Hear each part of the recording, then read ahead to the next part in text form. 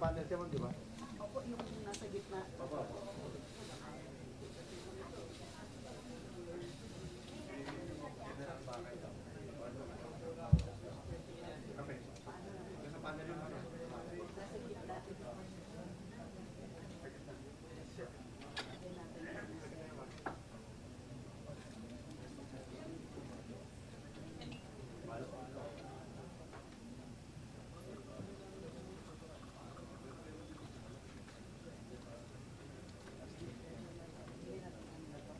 Meron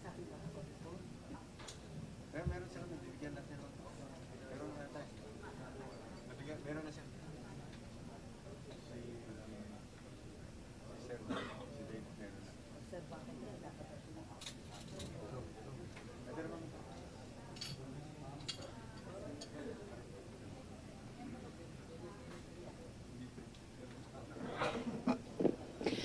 My colleagues, dear resource persons, ladies and gentlemen, magandang umaga po sa inyong lahat. It has been 2 years of hearings, starting from when my team went to Thailand to help rescue 12 Filipinos trafficked to a scam compound in Myanmar. Nakakulong na si Guo Huaping. May executive order na din ang Pangulo tungkol sa POGO ban. Sa inaasahan ko pong huling hearing ng komite na ito, I want to zoom out and I want to take a broader and more bird's-eye perspective of the destructive, toxic, and criminal phenomenon that is POGO. Guo Huaping is only one manifestation of this phenomenon. And at this point, I leave her in the hands of our justice system. Pero mahalagang sinupin at siyasatin ang POGO para di na makaulit ang mga masasamang loob. With the indulgence of my colleagues, I wish to present the findings of my team on the question of the use of POGOs for espionage activities. Noong nakaraang hearing, pinakita ko ang interview ng aking opisina sa isang Wang Fugue. Referring to the previous documentary of Al Jazeera, pinalaliman niya ang pagkakilala natin sa isang Shi Zhejiang. Itong si Shi Zhejiang ang nagsabi na kasama niyang foreign intelligence agent, si Guo Huaping. My team conducted a deep dive research on Shi Zhejiang. His first known record in the Philippines was on December 10, 2011. We have learned that Shi Zhejiang was initially the subject of a 2014 court order for running an illegal casino. According to the court judgment, quote, the People's Protectorate of the Economic and Technological Development Zone of Yantai City presented the charges as follows. Shi Zhejiang, at large, established private lottery platforms in the Philippines under the names New Asia, Wanda, D1, and Tang Club without government approval, close quote. Sa makatuwid po, ang dahilan po ng 2014 niya na kaso ay ang mga activities sa Pilipinas simula 2011. Noon pong July 2015, it was reported in the media that there was a raid on Chonghua General Enterprises Corporation, isang korporasyon na pagmamayari ni Shi Zhejiang na naging mitsa ng deportation ng 154 na tao. Mga kaibigan, according to my informants, if you have a warrant in China, it is very hard to move around. You cannot get a new passport. You cannot go to China unless mayroong nag-ayos sa'yo na matataas na tao. At di umano, ang dahilan kung bakit ito naaayos ay dahil nga kinukuha sila bilang intelligence asset. Ayon nga po kay Shi Zhejiang, siya po ay na-recruit bilang intelligence asset to work for the Chinese Communist Party. Hindi malayong isipin na totoo ang sinasabi ni Shi na na-recruit siya sa Pilipinas ng isang Ma Dongli noong last quarter ng 2016. We were able to confirm from Ma Dongli's travel records that he was indeed here 4 times during the last quarter of 2016. Sakto po, October 2016, nabigyan ng bagong passport naman si Shi.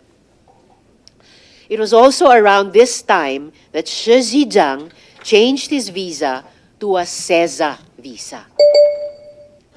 A few months later, or in mid-2017, nabuo na ang plano para sa Yatay New City Project o ang Shwe Koko, kung saan naligtas ng opisina ko si Elias Rita noong namang 2022.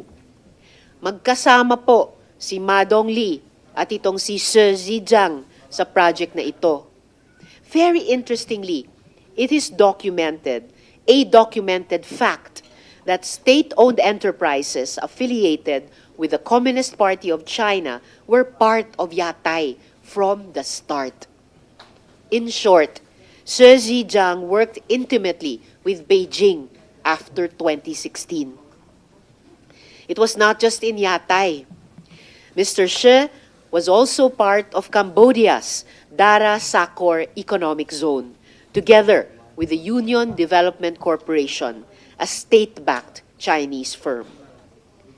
Noong 2017, despite the 2014 case involving activities here in the Philippines and completely oblivious to his espionage activities here, Mr. Shi was given a 9G visa by the Bureau of Immigration.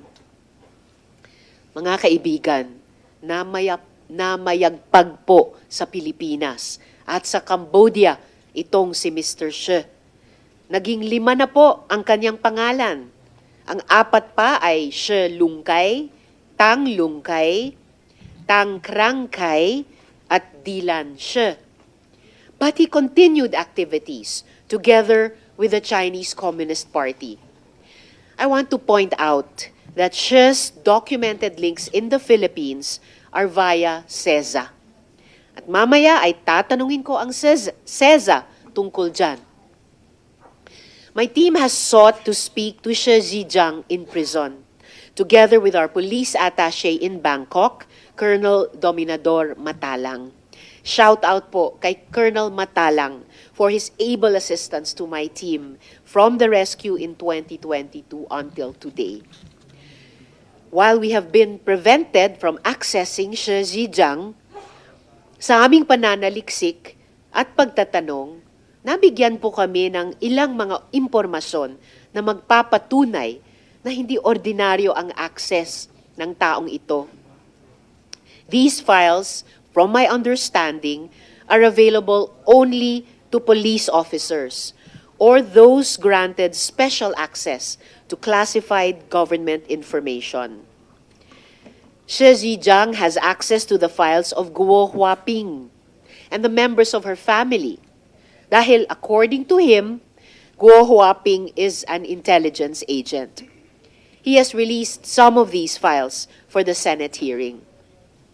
Nagimbal din ako sa impormasyon which confirms some of my earlier theories that scam cities are used to sow disinformation campaigns to influence hearts and minds.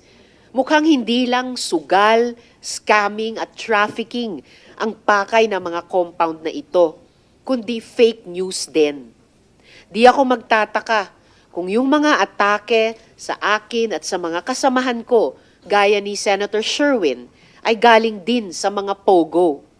I will share some of this information later as I question the agencies. Mga kasama, make no mistake about it.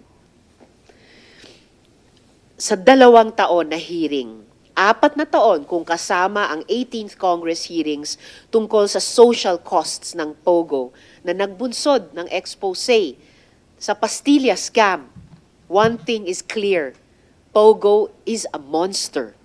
Siya ay halimaw na gumagawa ng human trafficking, money laundering, torture, at espionage. Pero sino ang bumusog sa halimaw na ito? Mga kaibigan, this photo was given to us by one of our key informants, and it further deepens what we already know.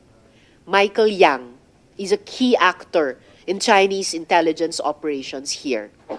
Michael Yang nasangkot sa Pharmally, and if the reports are accurate, sa drug operations dito. Michael Yang, na economic advisor ng dating Pangulo. Ginatasan na tayo, pinagtaksilan pa.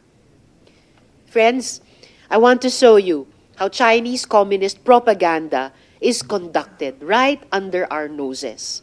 Specifically, in a spa beside Newport City, here in Pasay. Itong Yatay Spa was once associated with Shi Zhejiang, but we have no knowledge if he still has controlling interest. Nagpamasahe po doon ang aking informants a few weeks ago, and they took a photo of this QR code that was freely available in the buffet area.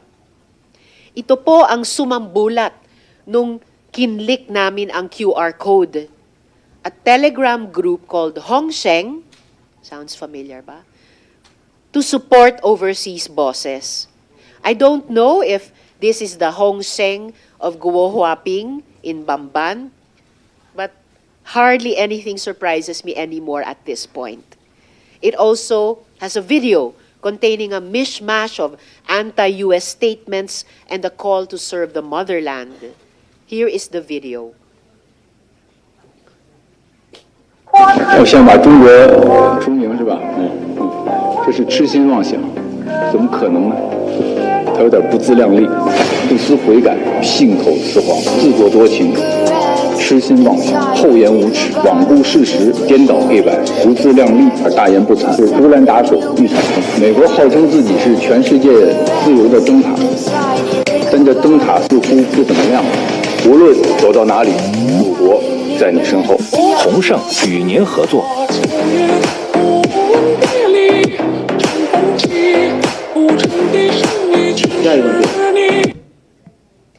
Groovy pa ng music, no? At hindi po ito tago, hindi po ito secret na access ng informants kung nagpamasahe at nagbuffet pagkatapos. Salamat po. As my colleagues arrive, I will ask them if they have opening statements. So for now, I call on the committee secretary to call on the resource persons and administer the oath to those who haven't taken it yet. Good morning, everyone. For the record, the committee would like to acknowledge the presence of the following resource persons. From the Philippine National Police, we have Police Colonel Lucrecio Rodrigueza Jr., Police Brigadier General Matthew Bakay, from the PNP-CIDG, Police Colonel David Poclay,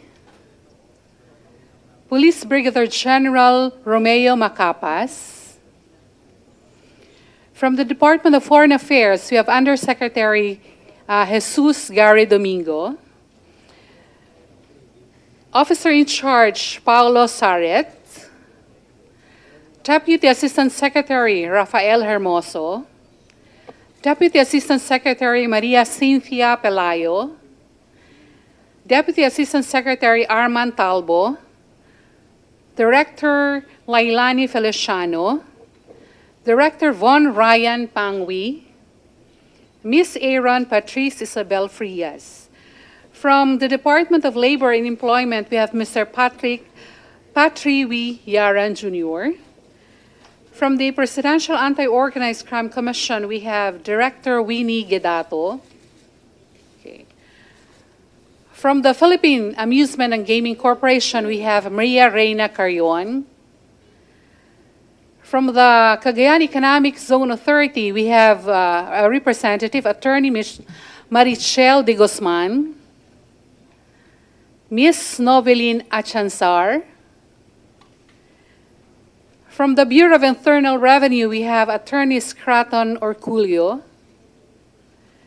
From the Bureau of Immigration, we have Commissioner Joel Anthony Biado. We also have Mr. Arsanib de Capong. From the National Bureau of Investigation, we have Attorney Olga Agustia Gonzalez. From the Securities and Exchange Commission, we have Attorney Jonathan Pancratios Pagirigan, Attorney Hale Oliver Labayo, Attorney Pamela Lorraine Ramos. From the National Intelligence and Coordinating Agency, we have Deputy Director General Francisco Asli Asedillo. From the National Security Council, we have Attorney Sheena Marie Lopez. From the Philippine Statistic Authority, we have Engineer Marisa Grande, Attorney Ansari Kosain. Okay, there. Attorney Joyce Buyongan. Okay. From the Civil Aviation Authority of the Philippines, we have Attorney Clem Bonete. From the Philippine Coast Guard, we have Commodore Eugenio Federico, Commander Orly Wong, Commander Rene Leandro Narvasa, Lieutenant Conrado Ramos,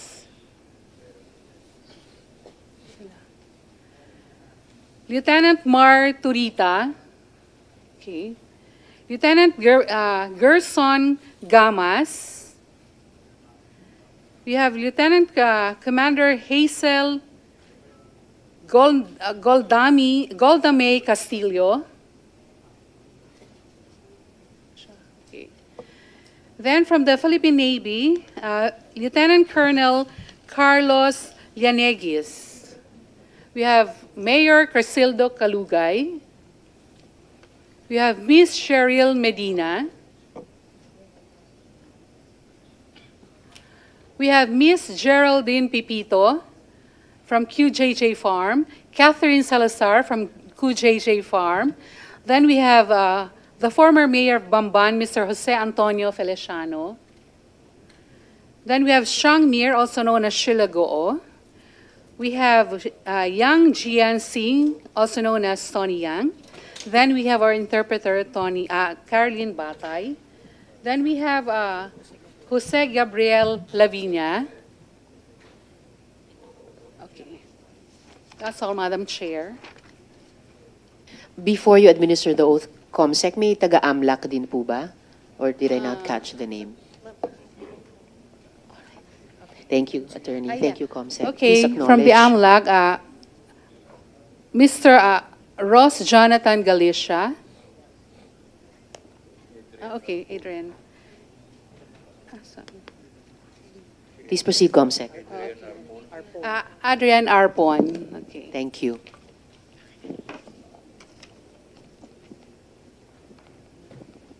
May I request those who have not taken their oath during last hearings to please stand up, raise your right hand, and repeat after me. I, please state your name, do solemnly swear that I will tell the truth, the whole truth, and nothing but the truth to this committee. Thank you. You may now take your seat.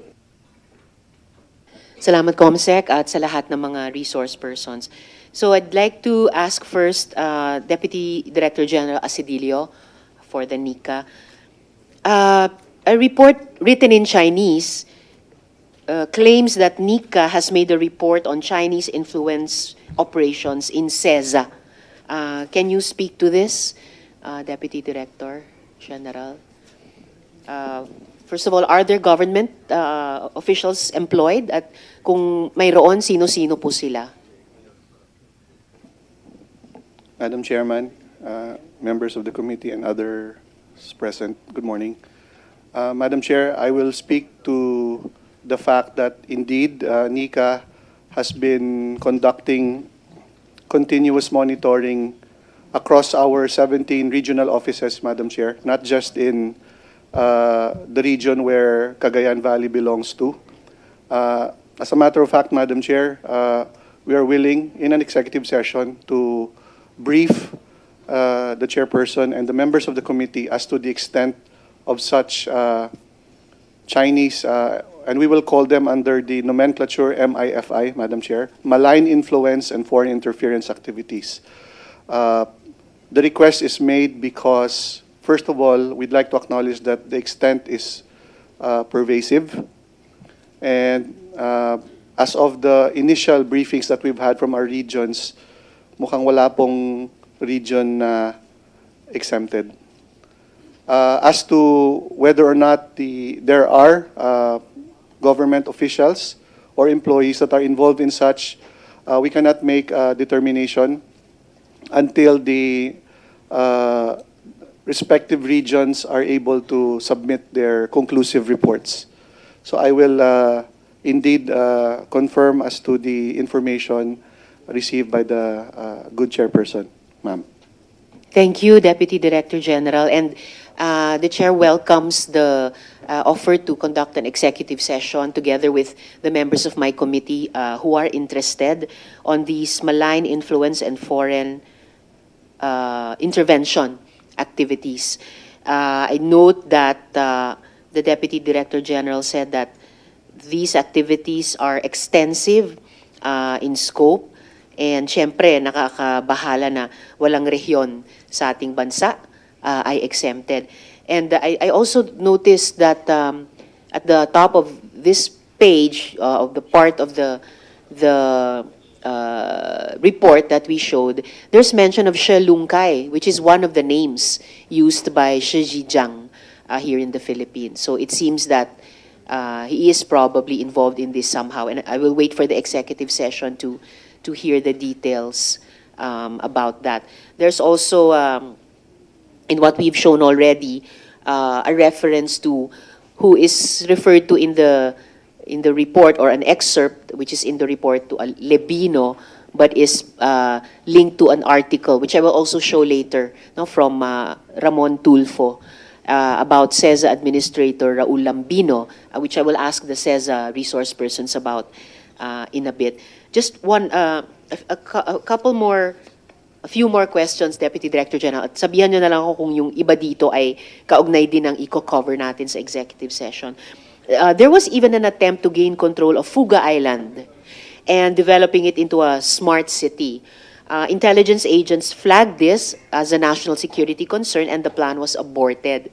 Can you confirm that the aborted plan to turn Fuga into a smart city was a Beijing-led initiative for its security and territorial interests?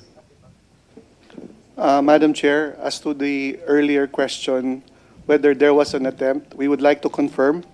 Although that predates my stint in the NICA, there was indeed an effort on the part of our national security sector to block. It was elevated as a national security issue, prompting even statements from our previous national security advisor and our Secretary of National Defense, because there was already a public clamor to address such, and it was addressed at the highest level under the previous administration, Madam Chair. As to whether it was a Beijing-led operation, maybe at a proper time during the hearing to speak to the other efforts on the part of the Chinese government. We cannot conclusively say, however, there has been a confluence, Madam Chair, and this has been widely reported, not just in our government, but also by other foreign governments.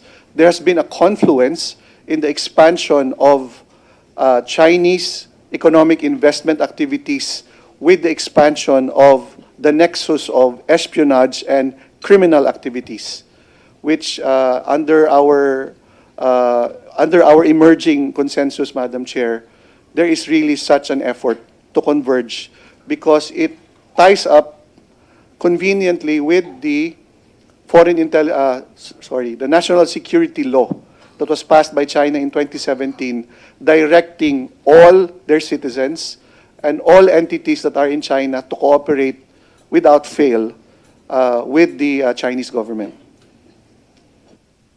Thank you. And I think they have a partner law to that, on if it's called espionage, but one that also obliges even state-owned enterprises, or even non-state-owned enterprises, but Chinese economic enterprises operating in other countries, to provide information to their government when asked.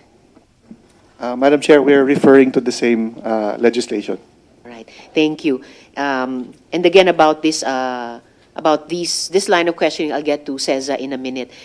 Deputy Director General, international news reports in the past few days spoke of a telecom hack believed to be Chinese-sponsored, called by the United States as, quote, the worst telecom hack in our nation's history. According to my source, there are threat actors operating these cyber espionage operations. Two of these threat actors are APT-40 and APT-41. I've received some information, of course, needing to be verified, that APT-40 and APT-41 sought to use the facilities in Myanmar of Zhejiang for their operations. Some of the files of these bad actors have been released for the Senate hearing. Ito po yun. What I am concerned about here is information that the Philippines is a victim country of these espionage activities. Is there a study already on the origin of these hacks, and can we possibly trace them to gambling cities or even POGO hubs? Madam Chair, with the information that we have, we can confirm that indeed Chinese advanced persistent threat groups are operating or targeting the Philippines, whether government or private sector entities. We have monitored some of them, Madam Chair, and again in an executive session, if required, we can share some information. Secondly, Madam Chair, indeed your information is accurate. In fact, the U.S. intelligence agencies have briefed both the Democrat and the Republican campaigns as to targeted attacks using at least one American telecommunications company. It's been named publicly, but of course I will not name it here. I don't believe it is my place. But yes, there has been such an effort in the lead up to the November 2024 elections in the United States. Thank you. And again, we will wait for the executive session.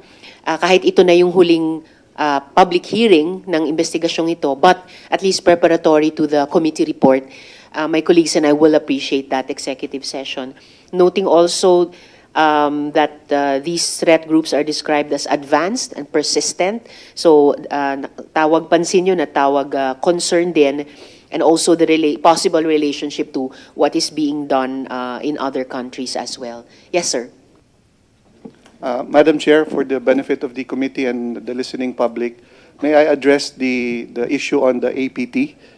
Yes, Madam Chair, an APT is a cybersecurity nomenclature that is, among practitioners, a polite way of describing state-backed or state-affiliated, advanced and highly sophisticated hacking groups. They may be cyber criminal groups as well, but why are they called advanced persistent threats? They are differentiated from the normal individual hackers or the disorganized or non-sophisticated hackers because of their resources, the personnel that they have, and the sophisticated skills that they possess. So much so that they are believed to be largely state-trained or state-sponsored or state-backed. Again, they provide a convenient cutout for certain countries, which we call revisionist countries, that seek to upend the international global order. They seek to achieve certain asymmetric advantages without using state resources and providing a convenient, deniable link to such groups. However, being able to obtain the benefit of such advanced cybersecurity capabilities against countries that are identified as adverse or adversarial to countries that avail of the services of these advanced persistent threat groups, Madam Chair. So yun pala yung APT, Advanced Persistent Threat. So those groups 40 and 41 ang pinakita namin dito sa slides kanina. And yung sinabi nyo about upending the international order, naalala ko tuloy yung nabuksang video dun sa QR code dyan sa Yatay Spa ba yun? Oo. Yatay Spa sa Newport City. Okay. At paano naman po yung mga troll farms deliberately sowing disinformation? May lumabas na balita that there was a coordinated social media campaign supporting the Vice President from accounts affiliated with China. Ito po yun. So have there been preliminary investigations on this? Madam Chair, what makes this investigation difficult is that if the influence campaigns are done through legitimate social media platforms, we will have to course it through the owners and operators of the social media platforms, all of which are actually foreign-based. Kaya po kahit may nagrereklamo po tayong mga kababayan na mga nabiktima po ng scam, they will have to be, even if they approach our government agencies, they will have to be coursed through this foreign social media platforms. What makes them difficult po is many of them are not operating country offices. They're merely operating sales and marketing outlets here in our country, as opposed to other firms that have an end-to-end operation po dito sa bansa po natin. Secondly, Madam Chair, we cannot discount the possibility that these POGO hubs are also operating as dual-use entities. Parang SIM card Yes, Madam Chair, because if you look at it, kung pwede ka pong mang-scam, diretso po doon sa mga individual subscribers, pwede ka rin pong mag-push ng misinformation and other information via SMS. So, one way this is used po, no, kahit sabihin po natin, and this has been a problem before po. I used to work for a telco. Ang una po naming tinitingnan nun were what we call the aggregators. Meron po kasing ginagamit po yung lahat ng telco ng mga service po kung saan doon po nila pinapasa yung gusto po nilang i-text blast at yung po mga aggregators na po ang magte-text blast. Then we later found out po na binabypass na po yan ng mga scammers. Kasi po, yun nga, kasi nakita na po na yung aggregators po among themselves, they were policing the ranks already. Eventually po, nakita po natin na dinidiretso na po ng mga scam sites po na ito, yung pong tinatawag, meron po tayong tinatawag na IMSI catcher. These are what we call man-in-the-middle attacks. May mga nagpapanggap po na kunyari, mga cell site. But these are operated by hackers po. Dahil po nagpapanggap sila na mga cell sites, ang akala po ng mga cellphone natin, these are legitimate cell sites po. But in fact, they are operated by scammers. At yan po ang ginagawa po ng mga MC catchers, kinokolekta po yung impormasyon sa atin po mga cellphones. At pag nakuha na po yan naman po ang gagamitin ng impormasyon para ikaw naman po yung biktimahin. Ang akala nyo po, galing po sa mga legitimate telcos yung SMS, pero galing po pala sa mga scammers, Madam Chair.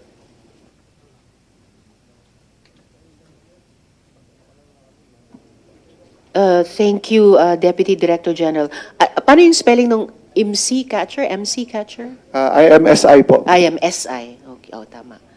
Okay. Man in the middle. All right.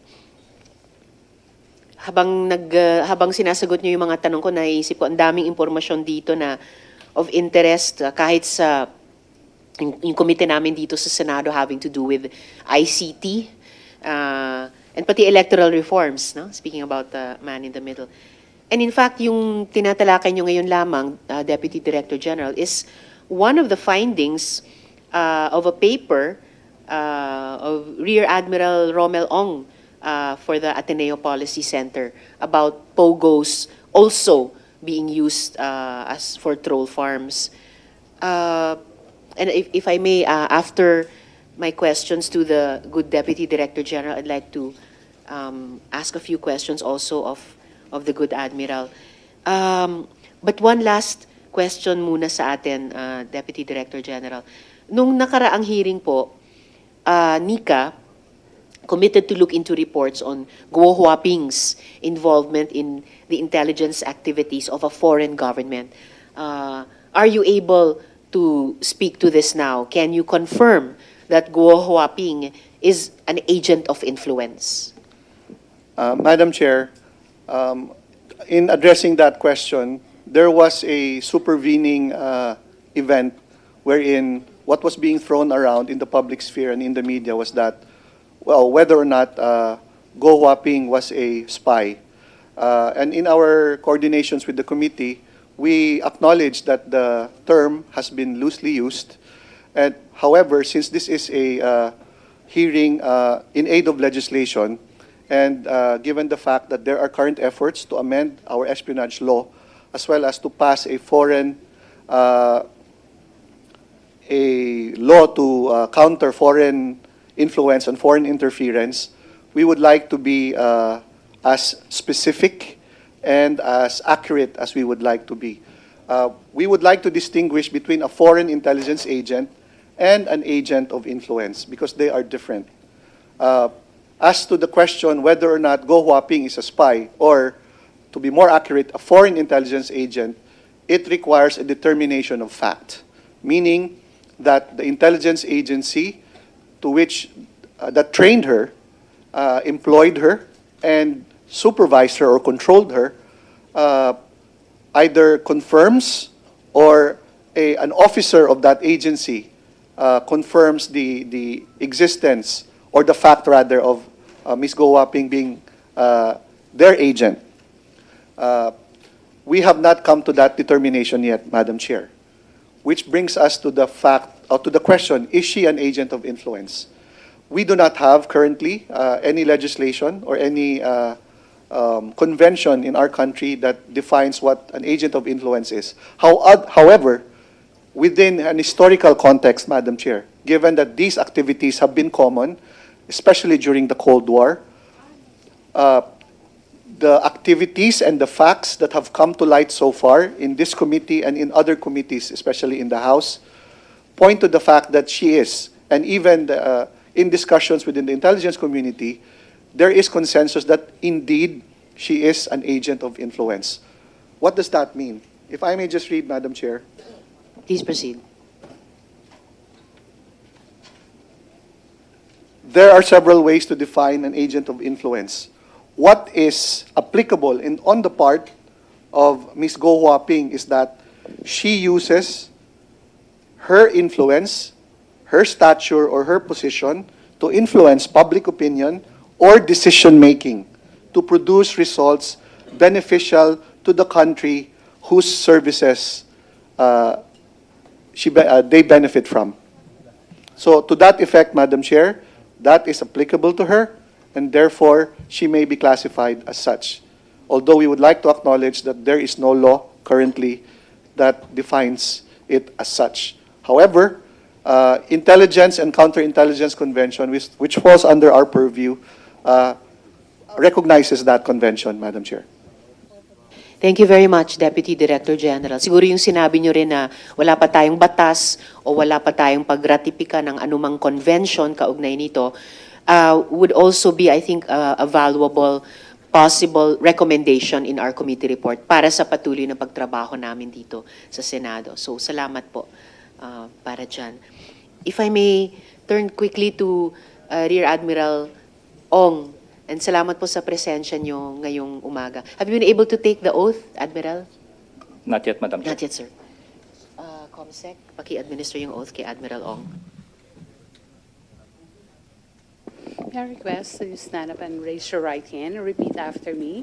I, please state your name, do solemnly swear that I will tell the truth, the whole truth, and nothing but the truth to this committee. Thank you.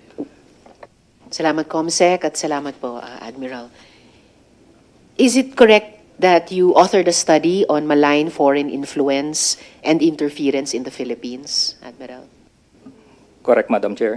That is a product of a funded study, and I have a team that conducted the study, ma'am. Salamat po. With your permission, I'd like to read a portion of your study that I found striking. So, quote, POGOs represent a prime example of economic activities with criminal underpinnings, including collusion with local government officials. These operators have likely evolved into platforms for foreign influence, facilitating illegal activities while exerting subtle pressure on local politics. For example, former Bamban Mayor Guo was implicated in POGO-related scandals, along with allegations of being a Chinese spy by confessed Chinese spy Shi Zhijian, illustrating how local officials can be entangled in broader geopolitical dynamics. POGO's infrastructure also provides a basis for conducting influence operations, including hosting troll farms. These existing digital networks can be employed to manipulate public perception and sway political outcomes. While the CPP does not uniformly endorse these operations, they can still be used to stir internal conflicts and exploit nationalistic sentiments, thereby maintaining a monopoly on power and limiting rival influences. Moreover, investigations into illegal POGO activities revealed the fraudulent acquisition of land by Chinese nationals using falsified documents and Filipino proxies. This fraudulent behavior has serious security implications, affecting local governance and creating long-term vulnerabilities for the country. Close quote. In your opinion, likely po ba talaga ang paggamit o na ginamit ang POGO para sa interes ng dayuhang bansa? Admiral. I would agree, Madam Chair. That is part and parcel of the methodology that they have employed as a tool of statecraft.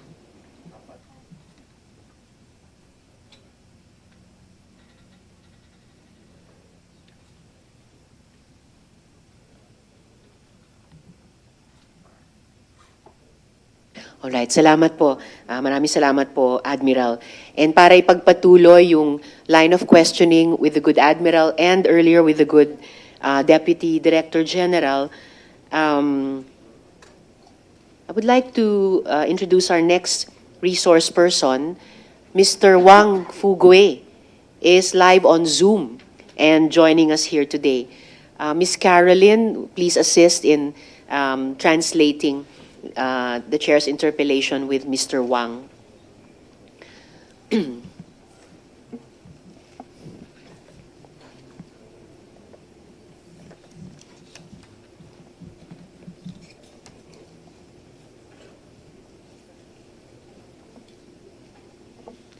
Hello, Mr. Wang.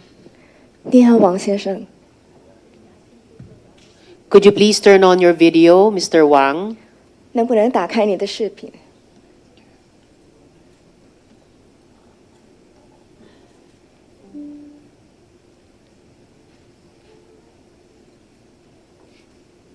你好, Mr. Wang. 王先生你好。 Hello.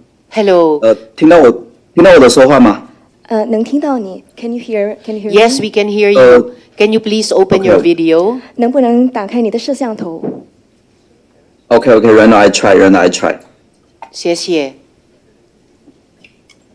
You are welcome.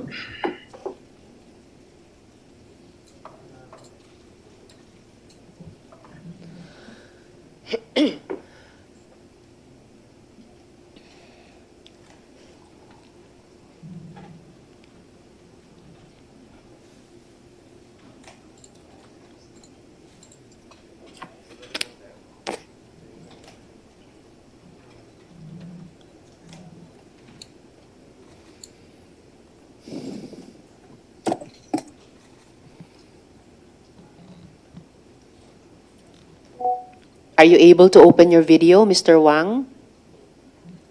Okay. Right now I trying open to video. Waiting. Sorry. Thank you. It's all right. We'll wait.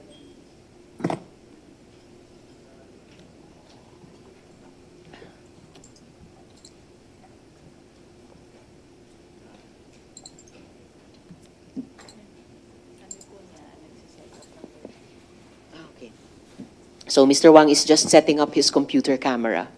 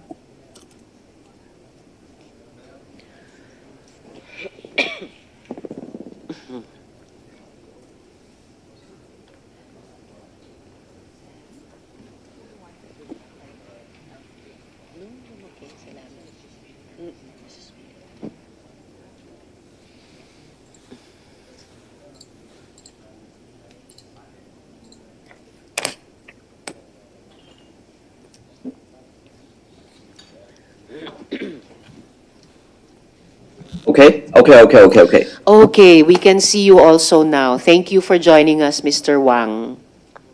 Yeah. So I'll ask my first question. During the time you and Mr. She were in prison together, you were allowed to have visitors, right? 第一个问题，你跟佘志江先生在监狱期间，你们被允许接待访客吗？ Madam Chairperson，在2023年9月20日，佘志江先生通过国际媒体发布那个不自杀声明之前，他是允许被探视的。但是不自杀声明发布之后，他的那个探视权就被限制了。自从那次之后的话，他就多次被关禁闭。目前他已经在泰国的死囚犯监狱里面关闭近2个月了。 Okay, so in the interview that was done in 2023 in September, so he was allowed to receive interviews from international media, but after that, his visitation was restricted, and he has been kept in Thailand in a restricted area for 2 months already. I see.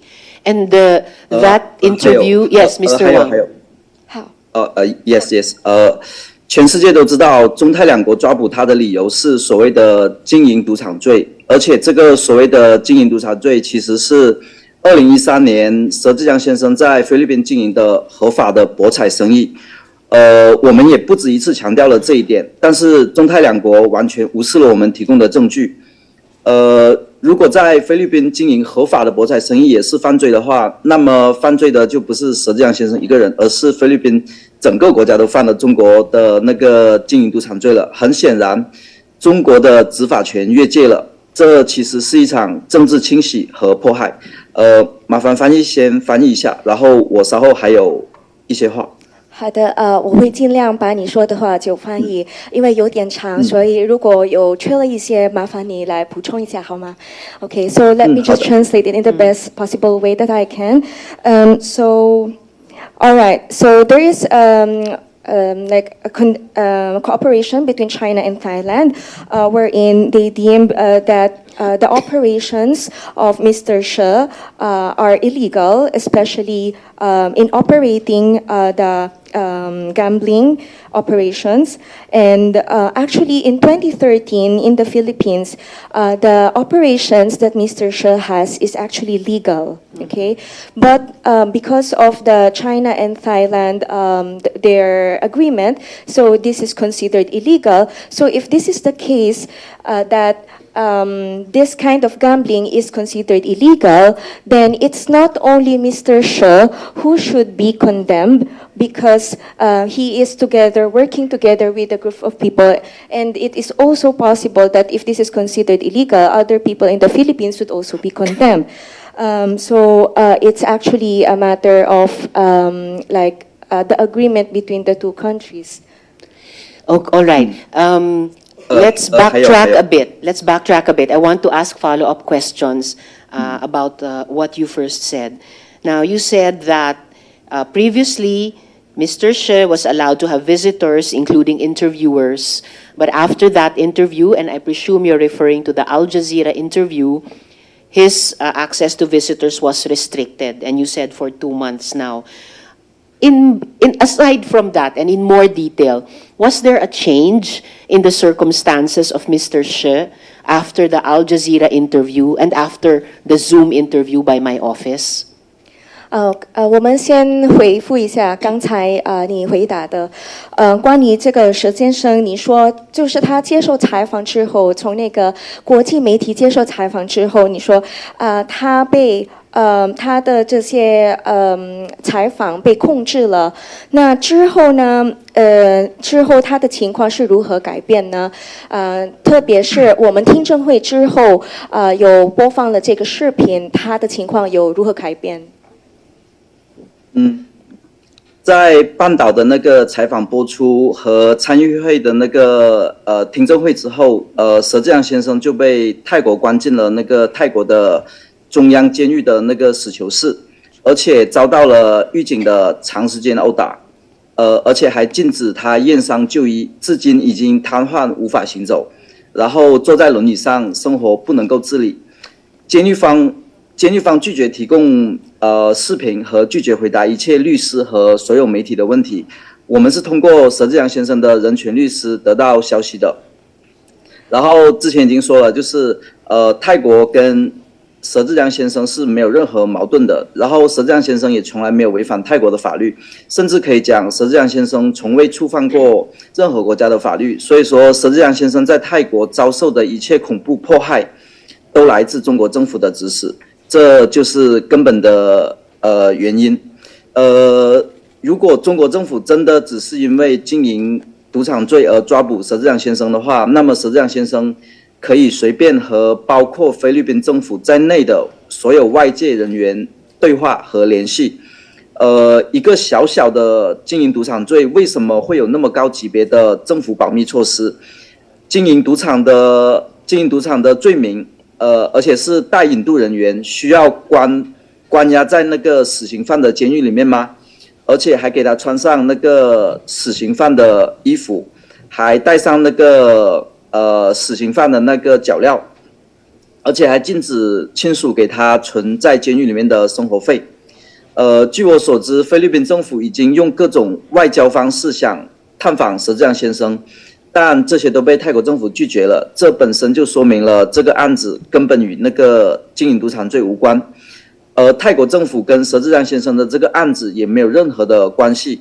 拒绝菲律宾外交探访的是中国政府，包括挑起菲律宾政府混乱和政坛仇恨的幕后黑手，也是中国的情报部门。中国希望让郭华平的案子在混乱和内斗中不了了之。这也是大家联系佘志阳先生困难的原因。其实幕后的那个东方大国才是一切问题的根源。好的，翻译比较长。我能翻译一下，就是要回答参议员的问题吗？Okay, 就是首先前几句。Okay, so let me just translate first the answer to your question, Madam Chair. Actually, after the interview with Al Jazeera and after the Senate hearing, Mr. She was actually moved to a more stricter area that is the central jail or something that is in the center of Thailand. So he has been there for quite some time now, and because of that, he also his movements is not also convenient, and the only information that we got are from the lawyer because his communication was also restricted. And going back, just to summarize what Mr. Wang was telling about the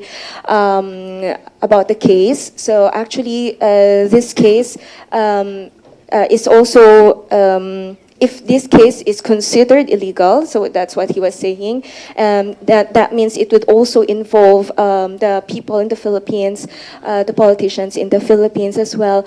So yes, so that is the summary of what was said by Mr. Wang a while ago.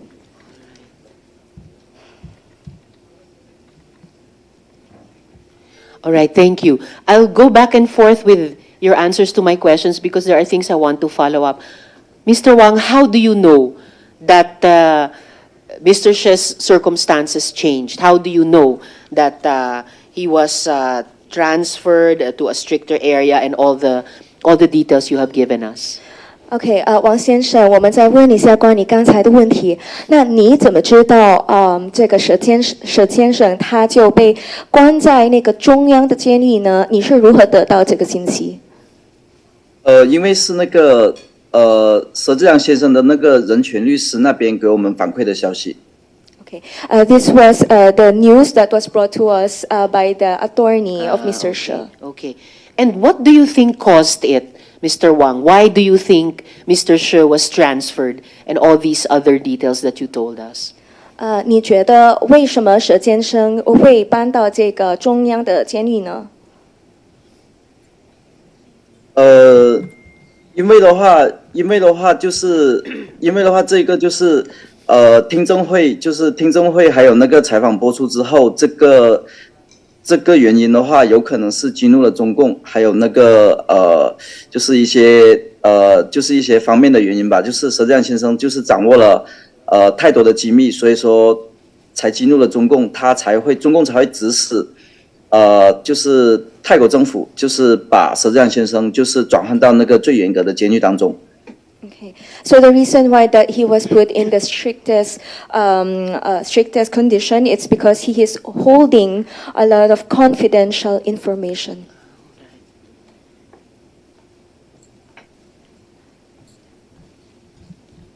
All right, thank you, Mr. Wang. Now, Mr. Wang, you have said repeatedly that we need to talk to Mr. She. Why do you think it is urgent to speak to Mr. She?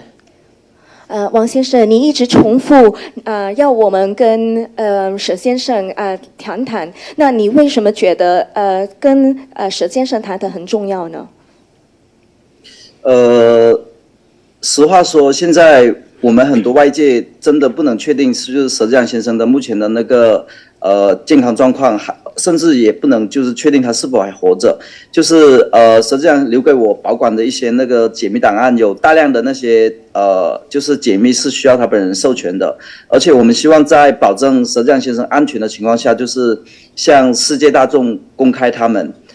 跟佘志亮先生通话是非常重要的，就是包括菲律宾政府想要的资料，都应该就是需要得到他本人的授权。因为我只是一个那个资料的保管者，所以说我没有权利就是私自处理和解密他们。Okay, so actually right now I could not confirm if he is still alive because for me I am just the one who's safekeeping the documents, but I don't have the authority to reveal this confidential information that he has. So I think that is the reason why he was moved into this more stricter condition. Why do you say that you can't confirm if Mr. She is still alive, Mr. Wang? 你刚才说你没办法确认佘先生现在还活着，为什么这样说呢？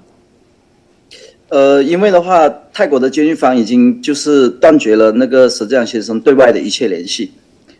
这个是目前佘志亮先生的状况，就是我们也无法就是联系到佘志亮先生，包括他的亲属也无法联系到佘志亮先生本人。Okay, because all communications with Mr. She have been prohibited since then, and we really do not know what is happening to him right now, and even his family members do not have contact with him. I see. And speaking of, you can't confirm if he's still alive or in life and death questions. Is that a bulletproof vest you're wearing, Mr. Wang? 王先生，你现在穿的是这个访谈衣服吗？对的。Yes, correct. Why are you wearing a bulletproof vest, Mr. Wang? 为什么穿这个访谈衣服呢？是为了个人的安全吧。因为的话，就是某些势力，就是他们都能够通过那个泰国高级别的那个严格的监狱，能够把佘志亮先生就是虐待殴打，然后导致他瘫痪。所以说，他们在背后那个强大的实力是不能忽视的。所以说，安全问题是必须要注意的。I'm wearing this for my own personal safety because we do not know how strong the Thai government are, especially because I know that the Thai government, they are keeping Mr. She right now. We do not know if he is experiencing torture, being hit, or any other violent things. So we do not know the safety or the strength of the Thai government. All right, well, stay safe, Mr. Wang. And just for the record, I would like to make of record that the committee does not necessarily endorse the expressions of concern about the Thai government, but do stay safe, Mr. Wang. And I have a few more questions for you, but just for you to know, we will ask the Philippine Department of Foreign Affairs to communicate to Thai authorities that Mr. She's safety needs to be confirmed, Mr. Wang. OK，希望你在那边会很安全但是我们会通过我们的外交部来跟那个泰国的警部或是泰国的政府跟他们沟通，让你的安全来保护你的这个个人的安全。那我们接下来还有其他的问题。Now, Mr. Wang, yes. 请说。Mr. Wang, did Mr. She tell you about the intelligence activities that he did for the Ministry of State Security? 请问沈先生有没有跟你说关于他在国家安全部的一些情报的活动呢？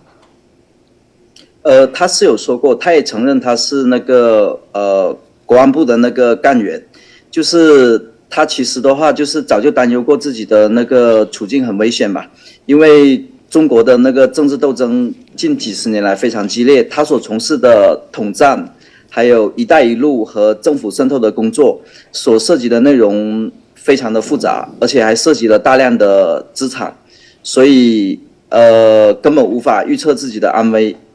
为此呢，他早就开始了一些那些敏感资料的备份。Okay. Yes, Mr. She has already admitted to me before that he has indeed been part of this Ministry of Security in China, but he also admitted about being part of the work in the Belt and Road Initiative, and also because this actually involves other assets and it's very complicated, and there are a lot more confidential information about this. And I guess that speaks to what the Deputy Director General said about the nexus between economic activities and other activities, including criminal activities, and that angle of possible espionage. And Mr. Wang, there is information from some netizens that Mr. She... There's information from some netizens that Mr. She instigated a prison assault. Can you speak to that? 有一个报告就说沈先生他就开始这个在监狱里面的一些打击，你能不能更详细的说一下？就是他在监狱里面就是被虐待殴打的情况嘛。就是他有开启一种打击这样反击，有没有这种？是什么方面的反击呢？就是他在监狱里面是什么方面的反击，还是他就是在监狱里面就是被虐待殴打的情况？麻烦就是清楚的解释一下。Okay. So this kind of assault, can you please explain, Madam Chair, what kind of assault was this? It's all right. We just received this information from some netizens on the internet, so that's all the detail I can provide about it. I can go on to my last few questions, Mr. Wang. What did you mean when you said there are many spies and they're not all Chinese? 你说有很多间谍，但不是所有都是中国人，你如何能解释？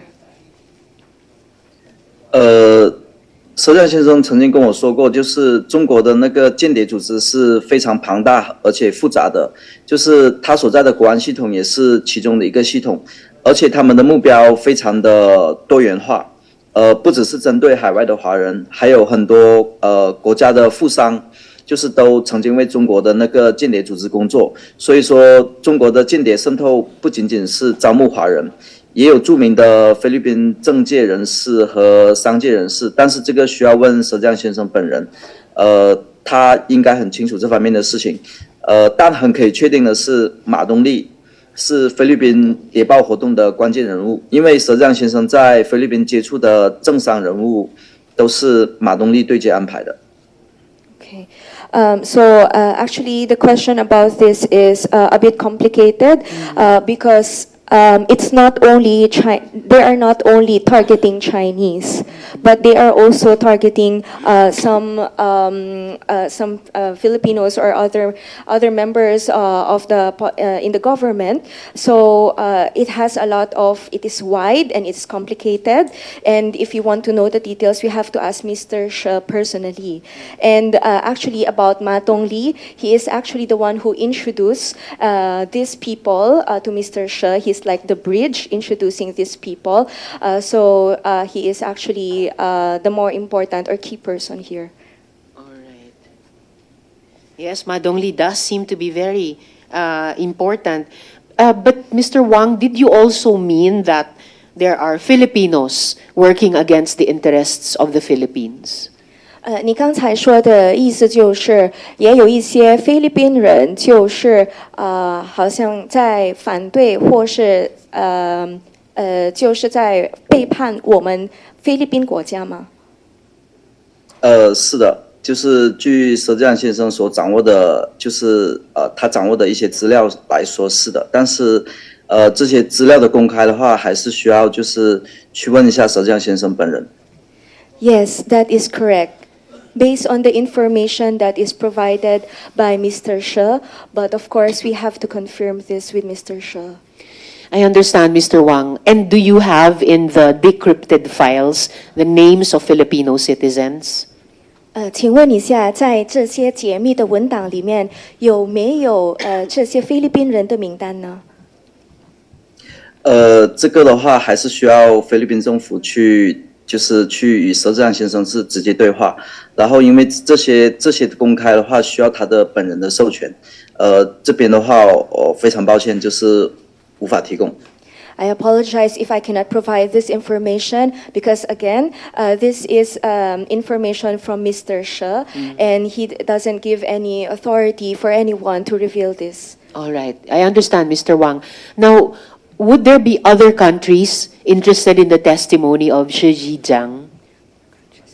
你觉得有没有其他国家对这个佘先生他的证据有兴趣呢？目前所知道的这些解密档案的话，有美国还有英国政府会感兴趣的APT 31、APT 40、APT 12等这些就是在中国国安指使下进行的间谍活动的一些资料。而且这些只是解密档案的一小部分，还有剩下的很多不太方便透露，抱歉，因为就是涉及到佘志亮先生本人的安全，还有保密的内容，还有他本人的授权问题，所以说暂时不能公开。So what I know is that other governments such as the USA and the United Kingdom or the UK are very interested with this information about the espionage and also about the APT 41, 40, and 12. Okay, so actually this is just a small portion of the many more information that is within Mr. She. That's why I apologize if I could only give you the minimum of the information. It's all right, Mr. Wang. I was also interested, aside from the US and the UK, if any other governments here in Asia would be interested in the testimony of She. 请问除了这些美国跟英国，有没有其他亚洲国家对这些证据有兴趣呢？据解密档案里面的内容来说的话是有的，但是还是那句话，还是需要就是菲律宾政府去就是直接与佘志亮先生对话，可以获得那个更加有价值的一些情报吧。Yes, there is, and just like what I said a while ago, it is better to communicate directly with Mr. She to be able to know the exact details of these answers. I understand, Mr. Wang, and maybe later, Deputy General Asidillo, if there's a chance, you might want to comment on the other APT mentioned, APT 12, if it has come up in your investigations of the council, of the authority, and if you're able to speak about it, APT 12 in open hearing. So just for my last set of questions for you this morning, Mr. Wang, why is it important for governments like the Philippines to speak to She? 最后一个问题，你觉得为什么一些国家的政府，比如说菲律宾政府，他们必须跟佘先生交谈？他的确是掌握了那个非常大量的那些解密档案，就是挂屏间谍案的那些资料，只是我们手头上资料的很小的一部分。就是我们也希望所有世界的那些爱好和平与自由的那些国家政府来关注佘志阳先生被非法关押和遭受政治迫害的那个案件里面来，就是对接佘志阳先生，让佘志阳先生把他所掌握的一些证据和资料就是公布出来，就是阻止独裁专制政府他们的邪恶计划。So the files that are in Mr. She's possession right now, they are really enormous. They are big. They're a lot, and for the countries who would like to advocate for peace, and for other countries, maybe this will be very useful for them. And we have to work together to stop this problem from continuing.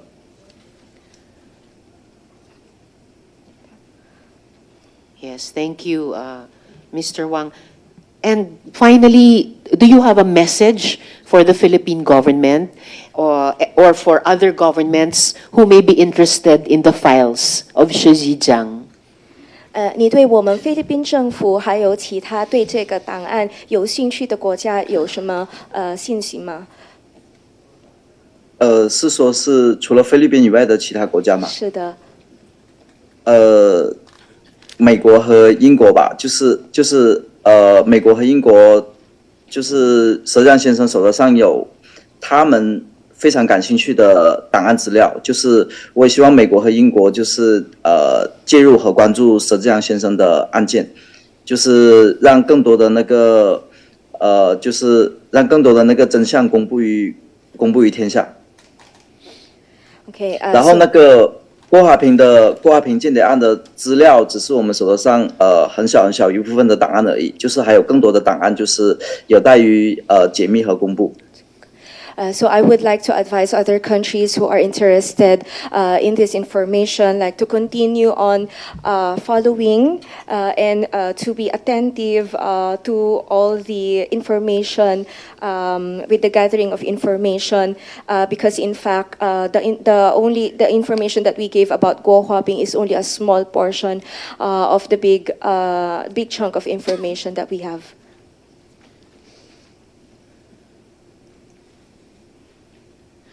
All right, Mr. Wang, 谢谢. Stay safe, and as I said earlier, we will ask our Philippine Department of Foreign Affairs to communicate to the Thai authorities that Mr. Shi's safety needs to be confirmed. OK， 非常感谢王先生。那我刚才说过，我们会跟外交部跟他们交流，就是能够保证您的安全。好的，就是我现在不在泰国，就是我也不能说我具体在什么地方，就是也是非常感谢，就是也希望你们就是菲律宾政府就是更加就是联系泰国政府，就是督促泰国政府更加关注佘志阳先生本人的安全。Okay. In fact, I am not in Thailand right now, and I could not reveal where I am right now.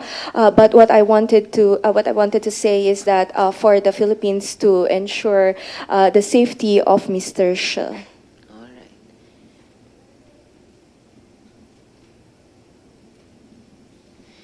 So we will ask our Department of Foreign Affairs to do what they can. So again, Mr. Wang, thank you and take care. 非常感谢。You are welcome. Thank you. Deputy Director General, in your opinion, is obtaining those files valuable to the Philippines? Very valuable, Madam Chair, because hopefully it will establish three things with regard to Mr. Ma Dongli, Mr. Shi Zhejiang, and even Guo Huaping. Those documents will hopefully establish if they are bona fides, whether foreign intelligence officers, foreign intelligence agents, and who are their assets, especially here in the Philippines. The fact that, as claimed by, I'm sorry, Wang Fugui. Wang Fugui. Thank you, Madam Chair. The fact that Wang Fugui, according to him, that these documents are encrypted, this is very much in keeping with the type of security measures are in place, usually involving documents of this kind, Madam Chair. So they are of utmost importance. We, in fact, in the agency would be very, very interested in obtaining these documents. And the committee shares the interest of NICA Deputy Director General. Any quick comment about the APT 12 mentioned by Wang Fugui? Madam Chair, I'm currently awaiting feedback from my staff as to the extent of the APT activities here in the Philippines. Some of them have been identified specifically by number and by nickname. For convention, Madam Chair, APTs that are involved, that are Chinese affiliated, bear the name Panda. Yes, Madam Chair? Panda. Yes, Madam Chair. And those that are affiliated with Russia carry the naming convention Bear. So we're trying to, I'm still awaiting feedback from my staff as to which of the APTs that are affiliated with China have been monitored so far here in the Philippines.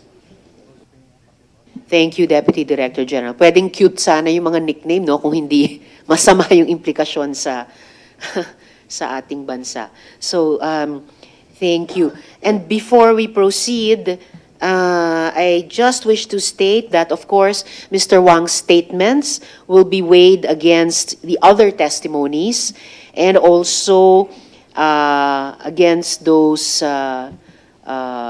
received by the committee, documents received by, evidence received by the committee. All right. So I'd like to go first to, next rather, to, before CEZA and also Mr. Wang, I'd like to go to the, Mr. Yang, I'm sorry. I'd like to go to first to the Department of Foreign Affairs because I was about to say that I hope DFA took note of my assurance to Mr. Wang, what we would request the department on behalf of the safety of Mr. She, and also what the Deputy Director General said that those documents would be very valuable to us, and contacting Mr. She and interviewing him further would be very valuable to us. Would it be Undersecretary Domingo to respond, sir? Could you please provide an update on the department's efforts to contact Shi Zhejiang? And could you tell us how long the cited MLAT process would take, kung yun po yung ating dadaanang proseso? Good morning, Madam Senator, Good morning, dear colleagues. Yes, first we take due note and we will take action on conveying to the Thai government the need to confirm, ensure the safety of Mr. She Zhejiang. Thank you so much for that, Yusek. That's quite urgent based on madam. what Mr. Wang has told us. Yes, sir, madam. please proceed. Okay, so with respect to interviewing Mr. She Zhejiang, after making representations with the government of Thailand, so we have been informed by the Thai government that the matter of interviewing falls under the purview of the ASEAN Treaty on Mutual Legal Assistance on criminal matters, as you have cited, ma'am, to which both Thailand and the Philippines are states parties. But the central authority under the ASEAN MLAT is the Department of Justice. So we had endorsed this to the Department of Justice for its appropriate action. Thank you, Madam. Thank you, Yusek. But even if DOJ will pick up the baton from here on, kung MLAT po yung dadaanan nating proseso, ganong katagal-tatagal po yun? Madam, it's difficult to say at this point, but as soon as we can find out more, we will duly inform you, ma'am. Yes, please, sir, because the information we have is that it would take 1 year. And in matters of seemingly great urgency like this one that might be just too long and something happen both to the person and to the very valuable information that he reportedly holds and would be of great value to our country, sir? Yes, Madam. We will also impress upon the Thai government the urgency of this matter and request for their soonest acceptance of the processing of our request. Of course, through this, in coordination with the Department of Justice. Thank you, Yusek. And in that request by your department and that of the Justice Department, that request for urgency that they soonest take action, kung ang average time sa ilalim ng MLAT ay 1 taon, may posibleng express lane ba ng MLAT that you could foresee could be taken by both governments o parallel process sa MLAT para lang at the very least, no, masigurong buhay pa yung tao, safe siya, and ma-procure ng gobyerno natin yung mahalagang impormasyon niya. Sir. Yes, Madam. On our part, we will really press the urgency of the matter, but perhaps, of course, the Department of Justice may be in a better position to ascertain the timelines on MLAT. Thank you. Thank you, Yusek. We will communicate with the department as well about that. Salamat po. And one more question at this point, Yusek. The department has made some findings on the co-conspirators of Zhang Ruijin and Lin Baoyin. These are co-incorporators of Guo Huaping in Bamban. Can you share these findings with the committee? Ma'am, if I may, I may just confer with my colleagues at this point and may return to this shortly. Thank you. Yes, you may, Yusek. Salamat po. I'll return to that also in a bit, when you are ready. So now I'd like to, while we're waiting for the DFA's response to that question, may I ask our resource persons from CEZA a couple of, several questions. So will that be Attorney De Guzman? Yes, Madam Chair. Good morning. Yes, ma'am. Good morning po. So, would you agree with me that perhaps it's not in our country's best interest to issue visas to foreign intelligence agents involved in espionage operations for a foreign country? Yes, Madam Chair. And can you confirm that CEZA visas were indeed issued to Ma Dongli and Shi Zhejiang? Madam Chair, per records of CEZA, a visa was issued to Mr. Shi Zhejiang. It was issued last December 15, 2014, but was canceled July 8, 2016 after the resignation of Mr. Shi Zhejiang from a company who is a locator of CEZA, who was a locator of CEZA. And which company was this, attorney? It's Tiegan Supreme Networks Corporation, Madam Chair. Tiegan? Tiegan, T-I-E-G-A-N, Supreme. Tiegan Supreme Networks Corporation. Networks Corporation. And what about to Ma Dongli? Was a CEZA visa issued to him? Unfortunately, Madam Chair, we will have to take a look at our records. We have only prepared records of Mr. Shi Zhejiang. Thank you, We'll Attorney. take a look at it and submit it to your committee, Madam Chair. Thank you. And I'll see if I was able or not to show a CEZA visa issued also to Ma Dongli for your confirmation. I think we have one. Did CEZA, under its former administrator, have business transactions with Shi Zhejiang? And isn't it true that, in fact, Yatai Group entered into a memorandum of agreement with CEZA, represented by its then administrator, Secretary Raul Lambino? Tama po ba yon? Unfortunately, Madam Chair, I am not aware of those things, Madam Chair, because the former deputy administrator of CEZA is no longer with the organization, and I have not been present during the administration of former administrator Raul Lambino. But we will get a hold of the records of CEZA and inform your office, Madam Chair. Thank you, Attorney. But at least based on this report entitled Chinese Firm Invests $2 billion on Cagayan Isle, published in the Manila Times, reporting a $2 billion smart city on Fuga Island, which will be constructed under a memorandum of understanding between the CEZA and the Xiamen-based Fengzi Enterprise Corp. It would be hard for a broadsheet to publish about an MOU between an economic zone authority and a foreign enterprise, also citing the quoting or citing the CEZA, the then CEZA administrator and CEO Secretary Lambino.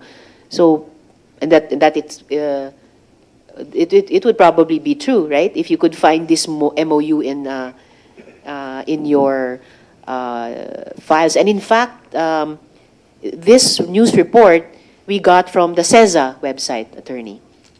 Yes, Madam Chair, we are aware that there was a plan to develop Fuga Island. But during the administration of the current Administrator Secretary Katrina Ponce Enrile, she ensured that no development will be done in Fuga Island, as we are well aware of the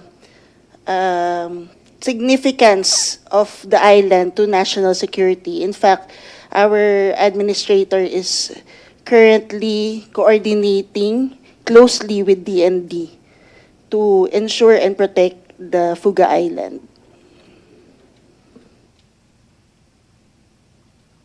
In fact, I even recall a position paper or a public statement issued in 2020 by the father of the current administrator and who is currently Chief Presidential Legal Counsel, Juan Ponce Enrile, laying out the points that you have just made, Attorney. But I think it would stand to reason, common sense, that if we got this news report from the CEZA website, then the facts stated therein must actually be facts, tama po? I suppose so, Madam All Chair. right, thank you, Attorney. And is it correct also na binebenta ni siya ang blockchain sa CEZA at nakapagdaos pa ng Global Blockchain Summit noong 2018, which was attended, here, photos would show, which was attended by Mr. Lambino?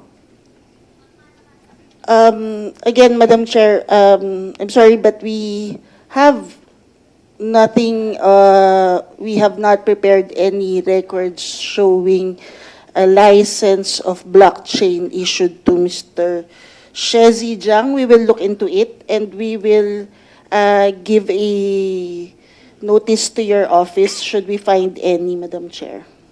So at least you would be able, Attorney, to confirm to my office kung natuloy yung pagbebenta ni siya ng blockchain sa Yes, CEZA. Madam Chair, we will look into it po. But apparently the Global Blockchain Summit in 2018 with Shi Zhejiang present was attended also by Mr. Lambino. Right, Attorney? Based on the pictures, Madam Chair, I can see Secretary Lambino. Yes. Thank you, Attorney. And what can you comment about, I showed the slide of this earlier, what can you comment about corruption allegations involving Mr. Lambino? Have these been substantiated? And for the record, dear colleagues and Attorney, we sought to invite Mr. Lambino, but he had another earlier appointment. He said, sayang at pagkakataon sana nila ito para masagot nila mismo yung mga allegasyong ito. But can you comment on these allegations and if they have been substantiated or not? Madam Chair, we heard rumors when we came in, but there's nothing concrete at the moment that we have any evidence that would substantiate allegations of corruption on former Administrator Lambino when it comes to visa. But I heard he had some cases filed in the Office of the Ombudsman, but I am not privy of the details, Madam Chair. All right, Attorney. Sabi nyo, CEZA has no evidence of corruption by the former administrator when it comes to visas. What about corruption when it comes to other things? And did CEZA investigate all or any of these allegations? Unfortunately, Madam Chair, the people handling the visas during his stint is no longer with CEZA. And what about Yes. other matters under CEZA? Any There's one corruption case. allegations there? Yes, Madam Chair. Or I think there's evidence? one case that was lodged in the Office of the Ombudsman involving a parcel of land. Mm. On Fuga Island? No, ma'am. Where? Within the town of Santa Ana. Ah, town of Santa Ana. All right. And any other evidence? All right. So that's one case, ostensibly with evidence submitted on a non-visa issue, but the issue of land in Santa Ana. And did CEZA itself investigate any at all of these allegations, Attorney? We are still doing that, Madam Chair. We are still looking into these allegations, and we will be, like the matter regarding the land, the administrator will not hesitate to file necessary charges if so warranted. And aside from the matter of the land, which other allegations is CEZA looking into at present? Generally, those matters indicated in the article, Madam Chair. So visas, land, what else, Attorney? Receipt blockchain of sale. bribery of, all right. I think, 5 million. I see. All right. Anything else, Attorney, that CEZA is looking into right now? That's about it, Madam Chair. That's it.